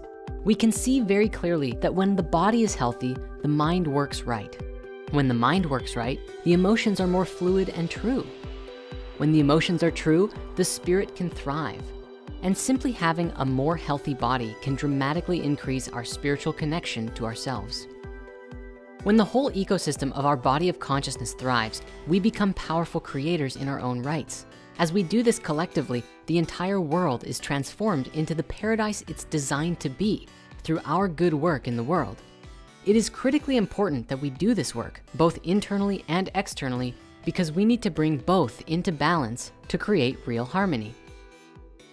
As Bruce Lipton teaches us, epigenetics, the environment, is what shapes our genetics, the individual. Epigenetics is the subset of phenomenon which affects genes from outside the DNA. But of course, the DNA still plays a vital role. Epigenetics are simply described as changes caused by the environment that affect how our genes are passed on. These flow hand in hand in a perpetual cycle of give and take throughout our existence. We would be remiss not to follow the basic rules of planet Earth, for these are the most important rules that make a difference when it comes to living as connected planetary beings. Throughout our series on food, nutrition, and health, we've touched on only a few of the challenges and roadblocks to living a life full of health and wellness. There are so many more things we could talk about, like the environmental and ethical atrocities of leather farms, the greenhouse gas emissions produced by factory animal farming, the deforestation of the Amazon to produce beef, the mass pollution of waterways from the runoff of these farms, the amount of grain and water required to feed all of these farm creatures that deforests and pollutes even more land, the bioaccumulation of toxins in our water, using render farms to grind up dead animals to feed to our pets, cruel fishing methods, mass marine extinction, and so much more. And honestly, if we just focus on that all the time and nothing else, it's like, oh Lord, excuse me, it's time for me to go live on a mountain in seclusion for the rest of my life. However, before you sell all of your worldly possessions, allow me to share with you something that can really make a difference and support the cultivation of great change. Now, don't get me wrong, focus on the problems is important for us to understand them, to see how we've created the mess we have. But if we stare for too long and do nothing, we just make ourselves depressed and never create anything new. If we can shift our mindset and focus to a solutions-based approach to these challenges, we can shift our behavior and produce beautiful change with rapid speed. And this is exactly what happened in Australia many years ago. In the late 1960s, two pioneering academics in the world of agriculture came together to develop a new way of looking at how we live on the earth in relationship with the requirement of healthy food, safe shelter, clean water, appropriate sun, fresh air, strong communities, and happy lives. By 1978, Bill Mollison and David Holmgren published Permaculture 1 and made it available to the public. This evolved into the final design manual presented to the world by Bill Mollison in 1988 entitled Permaculture, a Designer's Manual. It is from this manual that the world has been effectively changed for good, and we are seeing the effects today. Permaculture is the modern world's first approach to a truly integrated set of practices that takes into consideration all aspects of the ecology in any given region and allows for human populations to thrive alongside them, not at the expense of the ecology, but rather because of it. In fact, in 2018, Jeff Lawton, the protege and permaculture torchbearer of Mollison since his death in 2016, there is a project that was established in the Dead Sea Valley of Jordan, the driest and most desolate place on the earth, which shows just how powerful the living earth actually is when her principles are used in very specific ways. Now, not to spoil the surprise or anything, but there is now a living food forest there with self-enclosed running water, fruiting trees, vegetable and herb gardens, thriving animals, and a whole series of other miracles that would not have been possible without these incredible practices. When we can get the paradigm correct, everything becomes clear and concise. The actions we need to take become specific, measurable, attainable, relevant, and timely. These are referred to as SMART goals. Sure, these may have been introduced as a way for people to be more productive in the workplace, but they are applicable across anything that we have a clear sailing objective towards. In the case of permaculture, we have been able to achieve not just a clear objective, but also very specific results across the globe, even in desert regions that nobody believed would be able to grow anything. We know very well today that all living beings live as a part of a larger ecological framework. If forests are destroyed, the soil cannot thrive. If the soil is devoid of the biodiversity it requires to sustain life, plants cannot thrive. If plants are nutritionally poor, insects and animals suffer. If these systems suffer, so does the ability for all of life to maintain the ecosystems. Although humans have developed systems of agriculture that appear to be separate from this cycle of life, this is only an illusion. We are just as intimately connected to ecologies around us as any other creature on this wondrous living planet. One article on this subject writes, our research suggests that people who live in areas that have more and or larger trees on the streets report better health perception after controlling for demographic factors such as income, age, and education. This same increase in health perception is also, on average, equivalent to being 7 years younger. Results suggest that people who live in areas that have more and or larger trees on the streets report significantly fewer cardiometabolic conditions. The reason why permaculture is so important right now, and possibly the most important subject we can attend to in this day and age, is because it is a practice which brings back the biodiversity of a living planet once again. A biodiversity and ecology that we can participate with and thrive in. Permaculture is also available to everyone. It's not very expensive to invest in some basic materials to get yourself started. And due to the demand for healthy food, there are many people now bringing permaculture to the marketplace in their own unique ways. Permaculture itself is like a social spiritual farming revolution, bringing us back to the age of farming, but in a new techno-savvy way that doesn't require the same amount of land or equipment, and encourages creativity in how you approach your practice. For those who are interested, you'll find a link in the comments below to a website to help you get started with permaculture. As we've been exploring in some of our other videos lately, where we invest our energy, focus, time, and resources is what we will continue or discontinue to create in the world. Even if you yourself are not called to start your own permaculture garden, you can support your local permaculture farmers. The point is, I want to invite you to do your best to live in alignment with the principles of the earth, and maybe even discover just how powerful your daily micro commitments can be towards creating a more harmonious world, one small act of love at a time. Your increased health, wellness, and longevity will be its own reward for your efforts. Bringing this series to a close, there is one final thing that I must share. As we've looked at before, we are what we eat. If we are eating healthy and living food, then we will in turn reflect that same vibrance in life. According to a recent estimate by the National Institute of Health, 90% of cells in the human body are bacterial, fungal, or otherwise non-human. This means that up to 90% of your body is made up of a massive collective of small organisms that aren't necessarily you. At a conscious level, everything you eat is or was alive at some level, unless you're that one guy who ate the plane. And when food is ingested, it becomes part of your body of consciousness. If the food we eat is artificially modified, poisoned, or raised in an environment of fear and stress, we will take on that same energy simply by putting it into our body. What's amazing about this is that this is where many of our cravings actually come from. It's not necessarily that we, as in our souls, want that cheeseburger, but that the microorganisms that live inside us are hungry for a particular chemical combination of salt, sugar, and fat, and are emitting signals to our bodies that asks us to keep eating those foods. But if we create the opportunity for ourselves to cleanse our bodies, such as through fasting or eating differently, or even plant medicine, we clear out those microorganisms, and over time, the cravings we have change naturally as a result. We have this incredible ability to adapt. Our bodies do it on a daily basis. If we have grown up eating unhealthy foods, our bodies become used to this diet and learn to make it work.